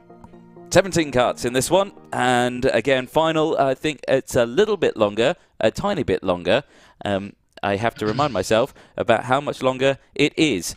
12 minutes. There it is, ladies and gents, from the man himself. 12 minutes long. Only a couple more minutes. So, but like we said, a lot can happen in 2 minutes of racing. Plenty could happen in 2 minutes of racing. So, are we going to see clean racing into turn 1? Ladies and gentlemen, in the comment section, place your bets.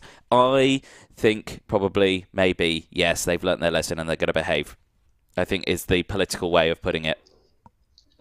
I would tend to agree with that analysis. I'm looking at the chat, and there's some very mean things being said about alphalive, calling them Motorsport Magpie. Let me just read this to you. Alpha don't have any pennies left. They go in your paycheck. So obviously we can't refill the meter because apparently, well, there's someone in the pit lane there. Apparently we have no money, which is, you have to say, idle for the motorsport world when you have no money at all. But as we get set for the final, the drivers are all going to be getting in the zone. There's someone at the back there who was just going absolutely manic on the steering wheel, trying to warm the tyres. I'm not sure how effective of a strategy that is, Anthony. I'm going to think that he's just let go of the steering wheel. It's the force feedback kicking back. But anyway, here we go then. 2 seconds to go until the green flag drops.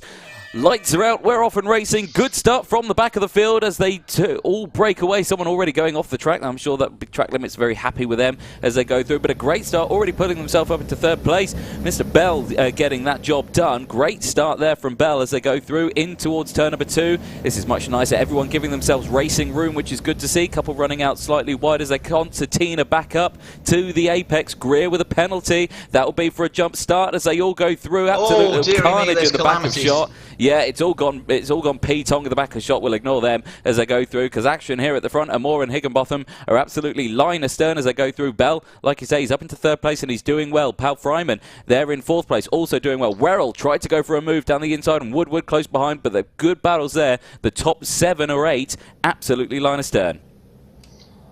You have to say it's a very clean start from all of them, getting through turn 1 and turn 2 so cleanly. Mind you, it is the final, and this is where the real points are scored. 50 points for the winner, and if you win 3 times, then obviously those are going to be the points that go towards your contribution to the championship, and maybe, just maybe, if no one else does quite as good as you will go to the T4 Nations Cup later on this year to drive one of these fantastic karts in real life. As we take a look at the leaders, look at the gap there, Anthony. 1.7 seconds within the first minute and a half between the leader and P3. That is absolutely incredible between Amor and Higginbotham, who are absolutely dicing it out at the front.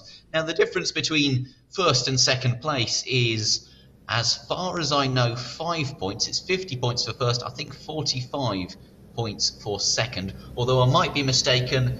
In fact, I think I am mistaken. I think it's 40 points for P2 as they battle their way through the final corner onto the start-finish straight and into P1. 10 minutes remaining there. The notification on the left as they come into turn 2. I don't think they're going to be having the kind of hammer and tong battles that we've been seeing in the heats, because like I said, there is just so much at stake here.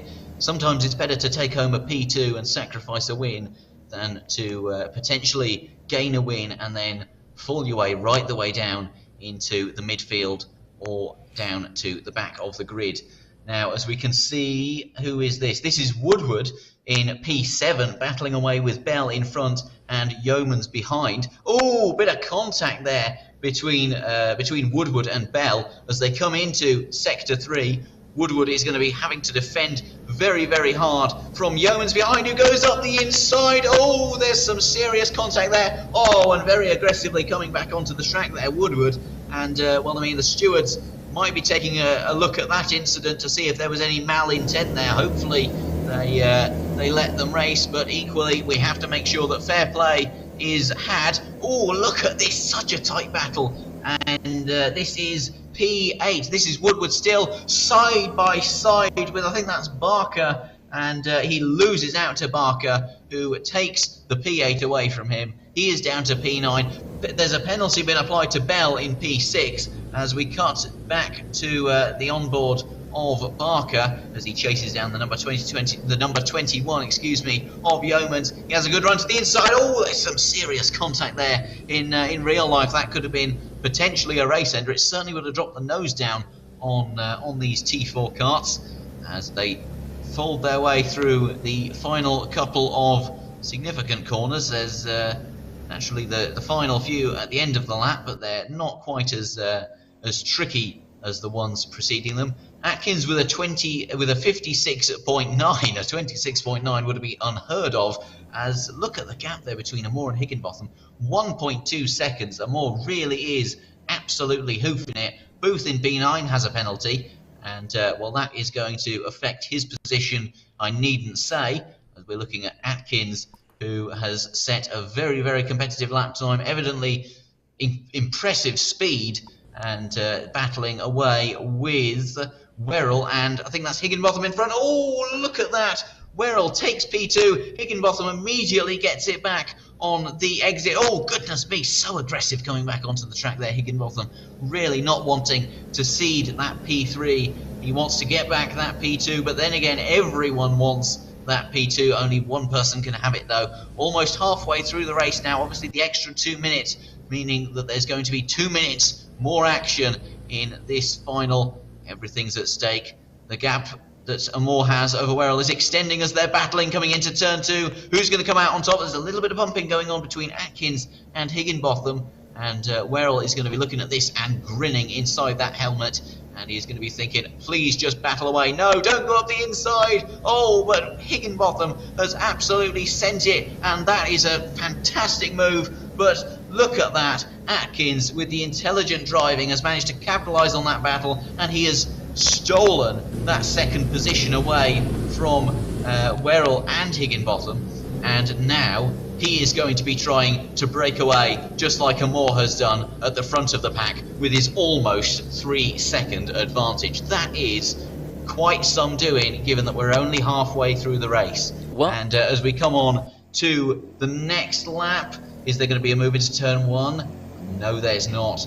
That's Werrell holding his position. Is there going to be a move into turn 2? No, there isn't. Everyone is very, very well behaved. I think they got the memo after Wilton Mill, Anthony, that generally intentionally crashing into each other is frowned upon. And as they come into Sector 2, into turn 4, no heroics this time out from Werrell. He's learned his lesson that battling can gain, but it can cost at the same time, as they come into turn number 6, where Atkins just about stole the position on the lap previous. Still just following each other through these corners, though. Nothing really to report. You have to say the battles that we saw in the heats are they are getting few and far between as the racing has become quite spaced out. Anthony, I'm not sure, are you seeing any battles on the timing screens as we might have a move actually into turn, what turn is this? Turn number 2, I think it is. Yes, it is. And oh, there's a penalty for Yeomans as well. And well, Atkins and Werrell are going really hammer and tong into turn number 4, but still nothing really to report on that front. That's no, there's getting a bit disappointed, isn't it? Well, the battles have been few and far in between, but there is some close battles here and there. Like I say, this is a close battle for second place that we're watching at the moment. Obviously, Daniel Moore is kind of, well, he's he's gone, but they are closing up. It was 2.5 seconds, nearly 3 seconds. They have closed up. It's just it's fluctuating at the moment. It's fluctuating, ladies and gentlemen. They are closing, and you can see that he's still in the same camera shot as Daniel Moore, so he's not broken away as much as he would like to. Now, an update from you from Race Control, from the horse's mouth. Woodward and Yeomans, the incident between themselves into the last corner, no action necessary for that one, so Race Control deem it, well, they deemed it okay, so yeah, nothing to come from that one, so that's absolutely fine. Less than 4 minutes to go then, action and eyes on this battle.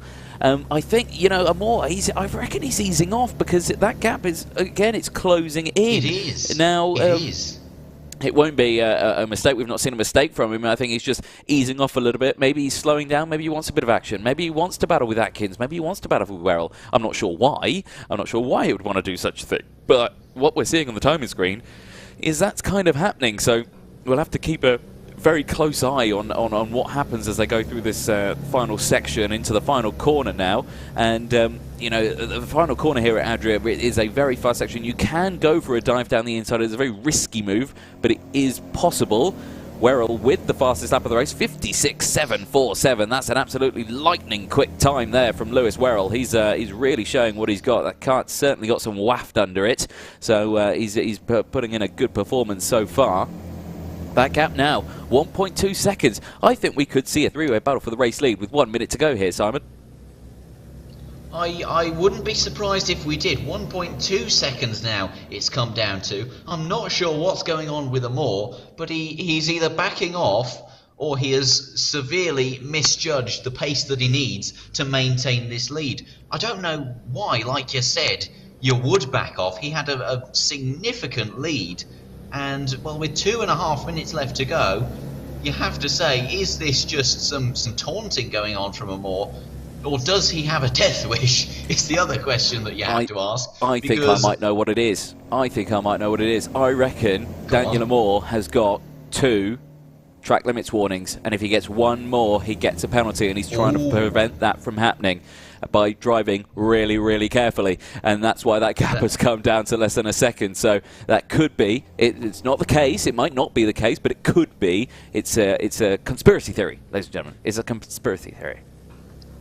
And it's a good one at that, in fairness to you, Anthony, because the gap has now come down to 0.8 of a second, and with less than 2 minutes in this race, ordinarily a heat would be basically over at this stage. But because it's the final, because there's those extra 2 minutes, this could come down to the line. There's a yellow flag in Sector 2.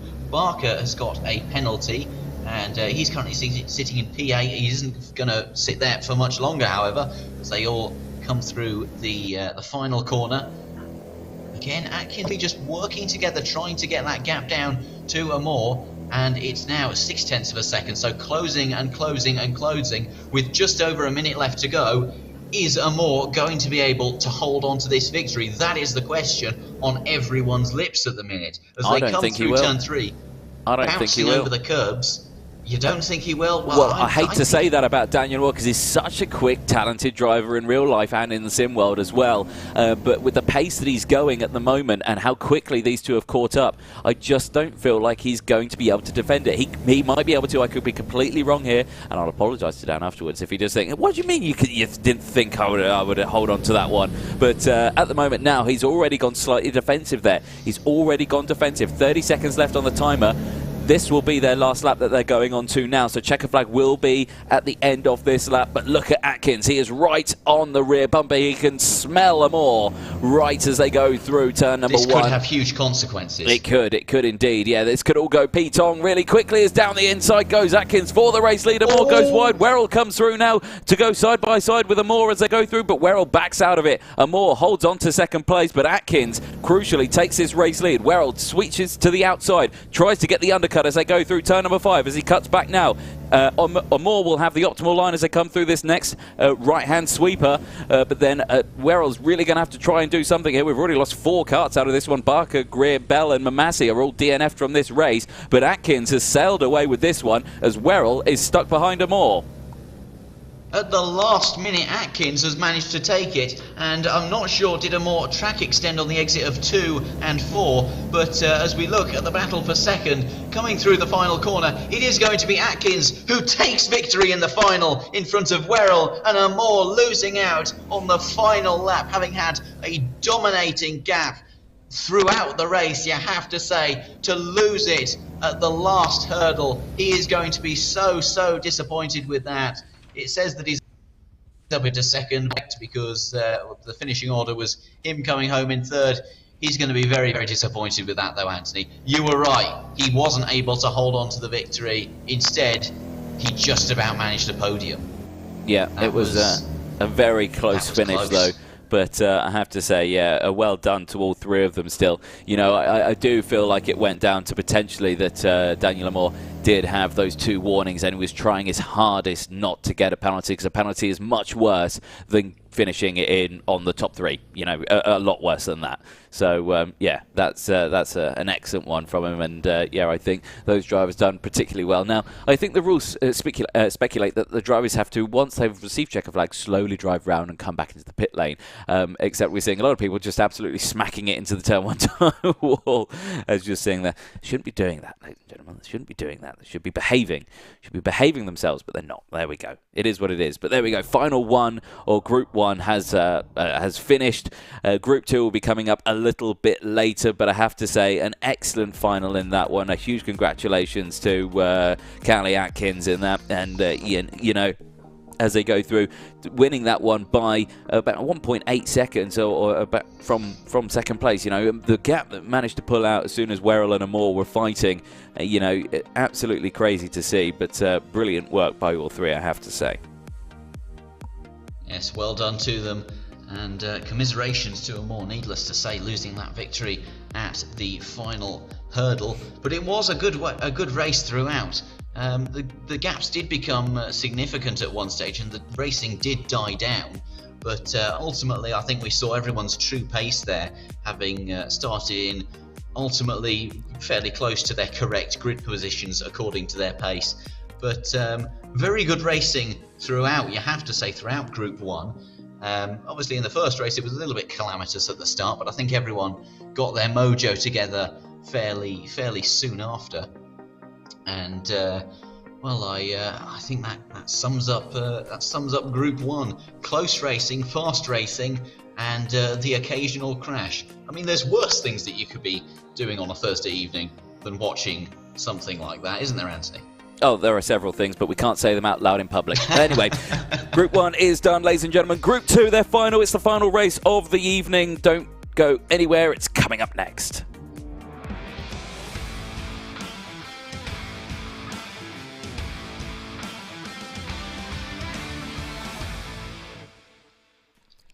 Like the slate said there, ladies and gentlemen, Group 2 final is about to take to the track, and starting on pole position, ladies and gentlemen, it is Daniel Kelleher who will start with those 3 points. Jack Mazza as well is alongside David Wezer. We're going Wezer. Sorry, because all of his mates call him Wezer. We're his mates as well. David Wezer will start on row 2 with Charlie King alongside Jordan Upton and Zane Khan from row number 3. What can they do? Zane Khan, heat winner, of course, in heat number 2. What can he do from that row? Rory O'Shea and Flynn McClumpher will round out row number 4 with Dalton Hayward and David Jarvis on row 5. I've done that twice now. Ty Cuthbert on row 6 with Alex O'Grady alongside, not Paul O'Grady. Gillian Vasek will start on row 7 with Harry Dunkley alongside. George Gulliam and Nathan Maximim on row 8. Row 9, Aaron Melberg and Jensen O'Neill going. Row number 10, and rounding out the grid, 19 cars, Max Marson with 30 points in total. I think he's had a bad time, Max Marson. He's in the chat a lot, is Max. Max, I think where you're going wrong is you're in the YouTube chat typing away like a keyboard warrior. Get off the keyboard and concentrate on the racing, all right? Get off your laptop or your phone or whatever you're doing and concentrate on your PC or, again, whatever it is you're playing with. I've seen the most amazing sim setup I've ever seen was a laptop on a desk with a steering, like it was a Logitech G29 or something attached to a desk, and he was just on his office chair and he was racing in an eSports series and was quick as well. I can't remember who the driver was, but I remember seeing it. He sent a picture to me and he said, "Well, this is my setup," and I just said, "What?" That's nothing. I've seen sim setups, triple monitors, full seat, steering wheel, you know, rocking the Fanatec's, you know, direct drive wheels and things like that. You got things Thrustmaster, you got things with like SimiCube stuff, and there's all sorts of sim racing stuff out there that drivers use. But and there's some people with some wicked sims. There's some people with some not so wicked sims, but are still quick on them, which is awesome to see. Because the one thing that drivers have to be careful on this one is your surroundings, and unfortunately your surroundings when you're in the living room are not what you think they are they? No, definitely not. Take it from someone who has raced as a 9-year-old with the desk attached to the dining room table. It wasn't a particularly realistic experience, but you know, it just goes to show that much like with the T4s, you don't need to spend stupid money to be quick, as long as you practice, and be it with, like you said, a G920 clamped to a desk or a G29 clamped to a desk with a laptop. You can still be quick if you put in the hours and make the effort. Similarly with T4s, you don't need to spend an absolute fortune to be quick. You can even buy a car second hand. And if you're good enough, you can drag it to a race victory, because these things are so similar in performance. That's why they're absolutely loved in loads of different countries. I think 25 different countries all around the world are racing T4s, and it's the same everywhere. The racing is always so close, and it's so affordable as well. Yeah, 500 plus. Yeah, 500 plus drivers around the world. It just shows you how popular it is in this class alone. You know, there's not many out there, and you know, it just shows that how popular they're becoming and how well known they're becoming around the world as well. Which is why the grids are becoming bigger and bigger in countries all over the world. If you follow the Tillotson T4 Instagram or their Facebook or anything like that, you would see the updates that they post, constantly posting out there with information. So you know, if you're on Instagram, which 100% of you are, get on it. Start tagging them and stuff as well with tonight. You know, tag your results, tag how you've done. You know, get it out there. They'd love to know. They'll share it. They'll share it out far and wide because they love to get involved on social media. So get on it, ladies and gents. Do it. Max Marson has replied to my response to his texting and driving. He responded with K. So I'm guessing he's taken my response with a pinch of salt and has gone, all right. And he'll do well in this one. He'll do well. Never before has so much attitude been shown in literally one letter. That is... It says a million words. It kind of... Exactly. It's like a painting. A picture says 1,000 words, and K says probably about 3 million. But as we have 6 seconds on the clock now, that was one hell of a transition from me. 4, 3, 2, and a 1. The klaxon sounds, and we're away now for the final. It's a bad start from the pole sitter, but he just about manages to hang on the... Oh, goodness me, already contact.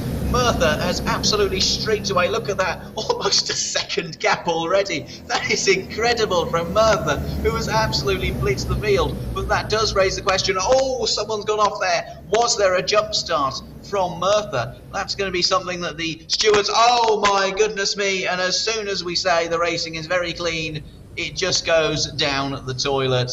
And, well, thankfully for Merthyr, he's avoided all of that with his 1.8 second lead already. And that is... How has he done that?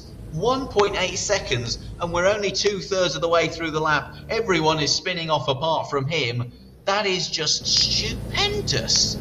How on earth has he done that? Well, just smooth driving. That's all that is. Smooth driving, no worries in the world, no defensive lines, just going, right, yeah, we've got this, no dramas, let's pull away.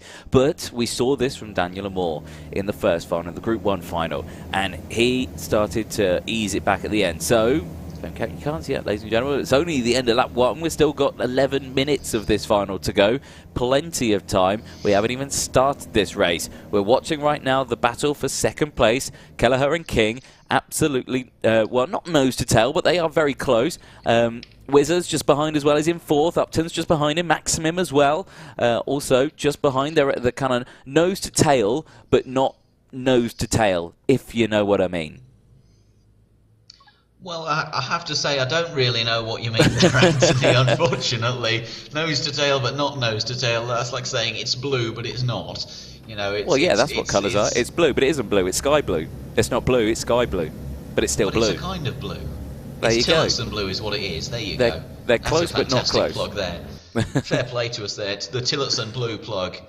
Paint your bedroom in it, folks. As the 10-minute remaining notification has come up, just for me, I would imagine that is, as Merthyr has extended his gap to 2 seconds, and, well, it is falling back ever so slightly now, so maybe a small mistake from him there, but it is now back up to 2 seconds. Oh, no, it's down to 1.9. In a second, it'll go straight back up to 2, and Upton has been given a penalty, driving currently in P5.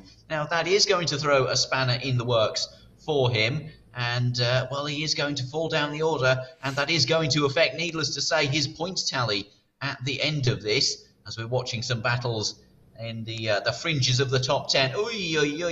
Cuthbert battling away with Jarvis and Melberg, I think that is. Khan is going to be getting involved in a brief few seconds as well. He is an incredibly speedy driver, but being speedy and being able to navigate your way through battling traffic, who you are fighting for position, they are two very different challenges indeed. Jarvis has a penalty as well, so track limit penalties really coming in thick and fast in this round.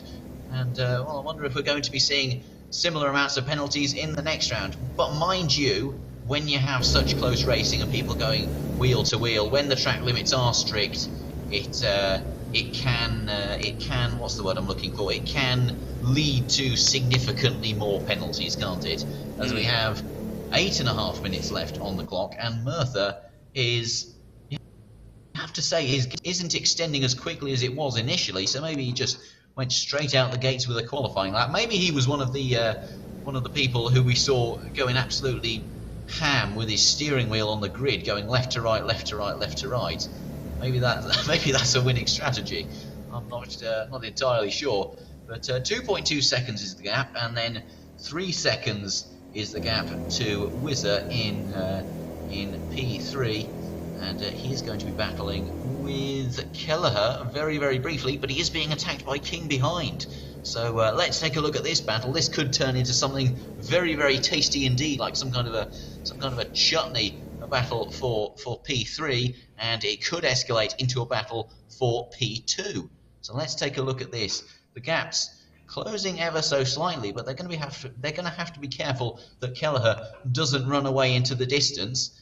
But he is going to be taking a look in his virtual mirror at this battle behind, because it is not just a two-kart battle, potential to turn into a battle with pretty much all of the top 6 involved, and that could be a very, very meaty affair indeed, ladies and gentlemen, I needn't tell you. Merthyr, he really is just managing that gap. We're seeing a similar thing from Merthyr as we did from Amor in the first race, aren't we? He's got his gap up and he's managing it. He set the fastest lap of the race.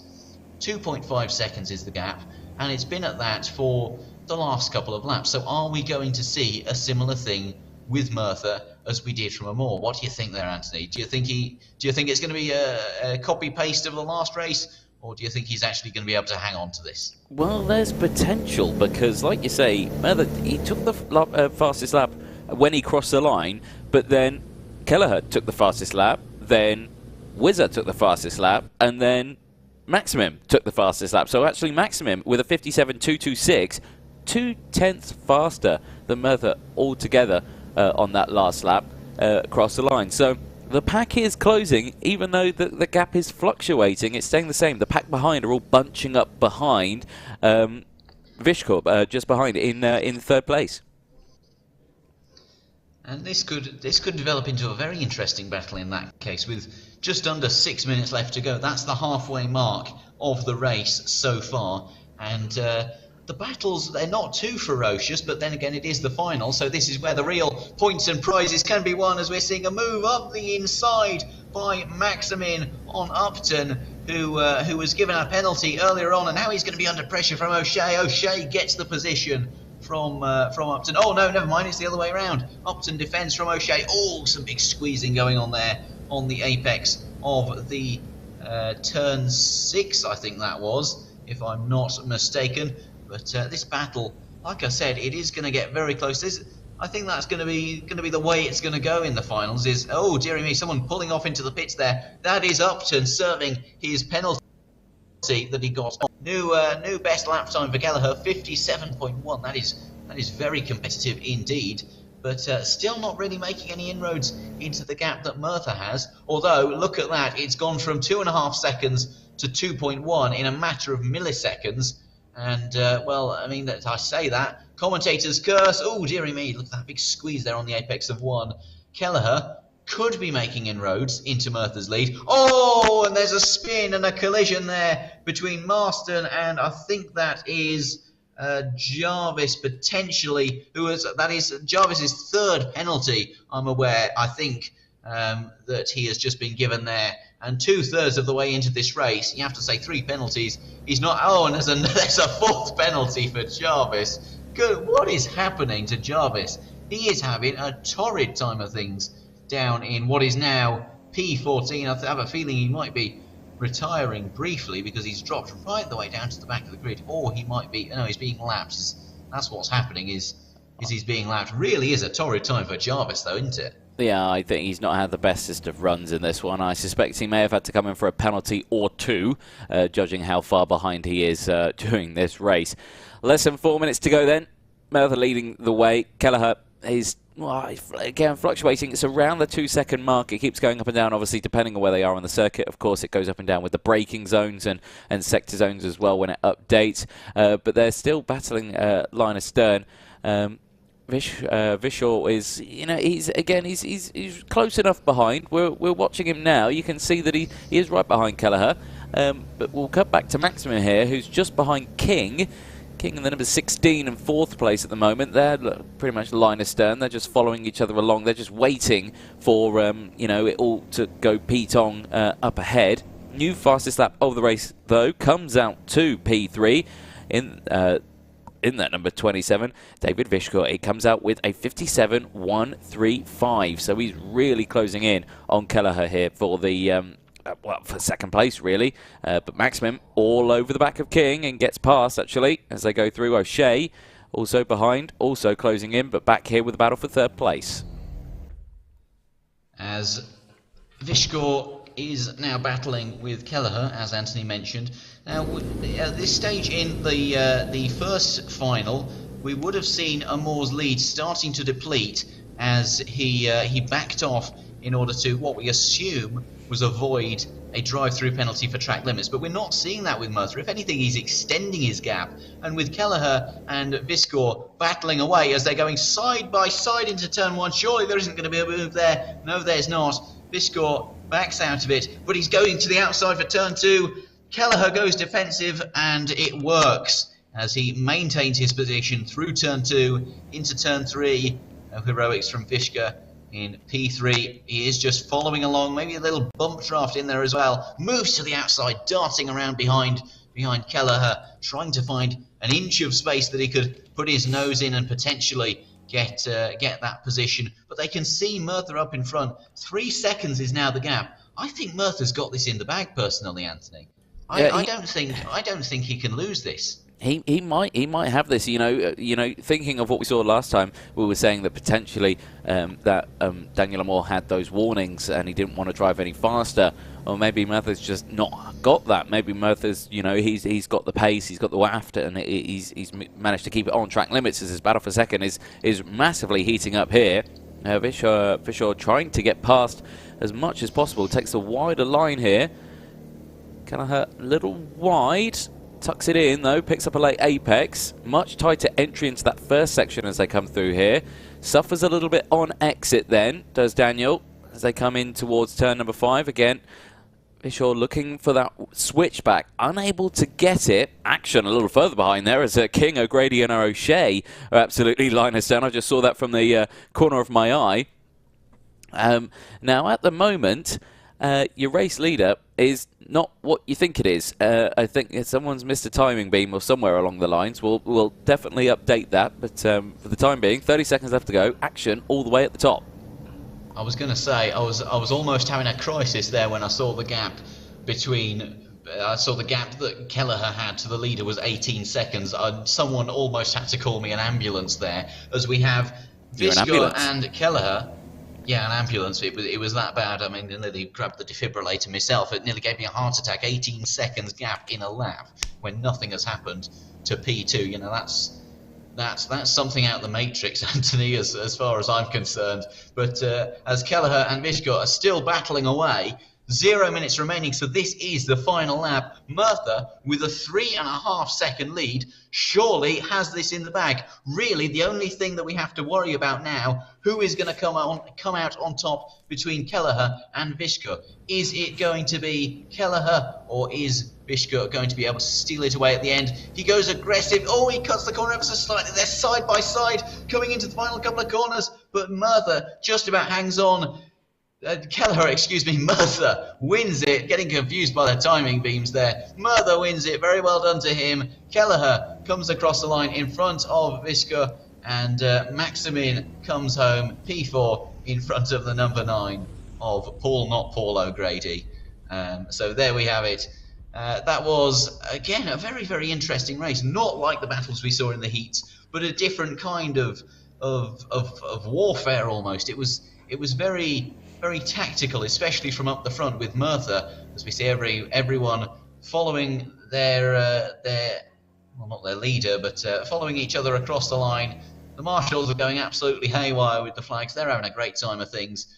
But that was a very interesting race to follow along. It's easy to lose focus and to zone out when there isn't wheel-to-wheel battling going along, isn't it? But if you pay attention to the gaps and you look at what's happening, how the race is developing, it does still remain very, very interesting, even though maybe the leaders aren't engaged in direct hand-to-hand, wheel-to-wheel, tyre-to-tyre combat. So, Anthony, I'm not sure, do you have the results there? But I certainly don't, so I can't really tell the ladies and gentlemen what the final result was. I can quickly run through it before it runs out. Merthyr took the win from that one. Kelleher finished in second place. Vizca took third place. Maximum took fourth at the end of that one from Alex O'Grady, Rory O'Shea, Charlie King, Ty Cuthbert, Jordan Upton finishing in the 9th place spot. Flynn McClumpher finishing in the top 10. Max Marson finishing in P11. Aaron Melberg finishing in 12th place. Julian Vasek crossing the line in 13th. We lost David Jarvis. We lost Zane Khan. We lost Henry Dunkley, and we lost Jorge Julian there in that one. So that was a quick rundown of the finishing results at the end of that one. But like you say, yeah, fairly calm, cool, collected from Merthyr. He kind of pulled away with that one. Like you say, he didn't have any troubles at the end of that. He managed to just keep driving, not have to worry about track limits. He had it cool, calm, collected, no issues whatsoever. Drove away from that one. Kelleher and Vizca on that one. Well, what can you say? Absolutely line astern. Brilliant defensive masterclass from Kelleher and that one. Absolutely fantastic driving from Vizca as well, just to try and not crash into the back of Kelleher as they were going through. But, you know, just between the two of them as they were going through, absolutely brilliant. And then Maximum, O'Grady and O'Shea behind, they were having a three-way battle for their race. Absolutely great to see. You could just see it in the back of shot. The moves coming in thick and fast, but they were sticking to a racing line, which was great to see. You know, especially around Adria. Adria is such a fast circuit. Not the fastest circuit. Zwera takes that crown, ladies and gentlemen. Zwera is the fastest circuit, probably karting-wise, in the world. So, you know, some of the corners you can take around there is absolutely fantastic. But yeah, in terms of overall racing and pace in this one tonight, I think it's pretty, in terms of from Wilton Mill, it's got better. And ladies and gents, you can still be a part of this one. We're only into round 2. There are 4 rounds left to go, and we only take the results from the top 3. So, you know, if you are witnessing tonight and you think you want to be a part of this, you can be a part of it. Get online, head on to the Tillotson T4 webpage. You can see the eSports page on there. You can see how to enter. You know, tag Tillotson on Instagram, anything along those lines, you know, saying you want to be a part of it. They will tell you how to be a part of it. I'm sure Mark French will drop you a line at all along there as well. He'll tell you want to be. But Simon, tonight, been absolutely fantastic. Really enjoyed it. From yourselves, sum it up, 3 words. What do you think? Always fantastic racing has to be my 3 words. And it's not because I'm biased, because I'm not. But it is always just incredible racing from the T4s, be it virtual, be it real. And the best thing is that we're going to get to see 2 of these drivers at the T4 Nations Cup. Probably, unless someone like Anthony alluded to comes in the next round and wins it overall, which is still possible, and that is why you should sign up for the next race if you meet the eligibility requirements. And even if you don't, it's a bit of fun, so why not do it? A bit of fun on a Thursday night, never hurt anyone. And you never know, we might just start talking about you in the next live stream. But yeah, I'm thoroughly impressed with how that racing went this evening. I was completely lost my voice, but you know, it's probably a good thing that I haven't, because I could probably use it tomorrow. But yeah, that's pretty much all from me. I'm very impressed with that, actually. I wasn't expecting it to be that kind of methodical, the battles that were going on. What about yourself, Anthony? Yeah, no, I think, again, sums up, it was pretty good. I think it was pretty solid racing all the way throughout. You know, it's hard racing on a sim. You know, you haven't got the surroundings, you haven't got the feeling as you want to do, but, you know, seeing the drivers come through, you know, there are lots of things you can learn from real racing, put it into sim racing. There's lots of things you can learn from sim racing and put it into the real racing. But that's all we've got time for today, folks. Thank you so much to everyone who joined in on the live stream in the comments section. Thank you to Simon Tillotson as well for getting involved. alphalive for bringing you the pictures that you've got here tonight. Don't go anywhere, because Kristianstad is coming up next, round 3, the 19th of May. Make sure if you haven't signed up for it, you sign up for it ASAP, because the practice sessions will open up on the Tuesday in the week before that event happens on the Thursday. So yes, hot lapping, which could turn into qualifying depending on the amount of drivers. But hey-ho, it is what it is. From us here, ladies and gentlemen, from myself, Anthony Jordan, and Simon Byford, it's goodbye for now. We'll see you at the next one.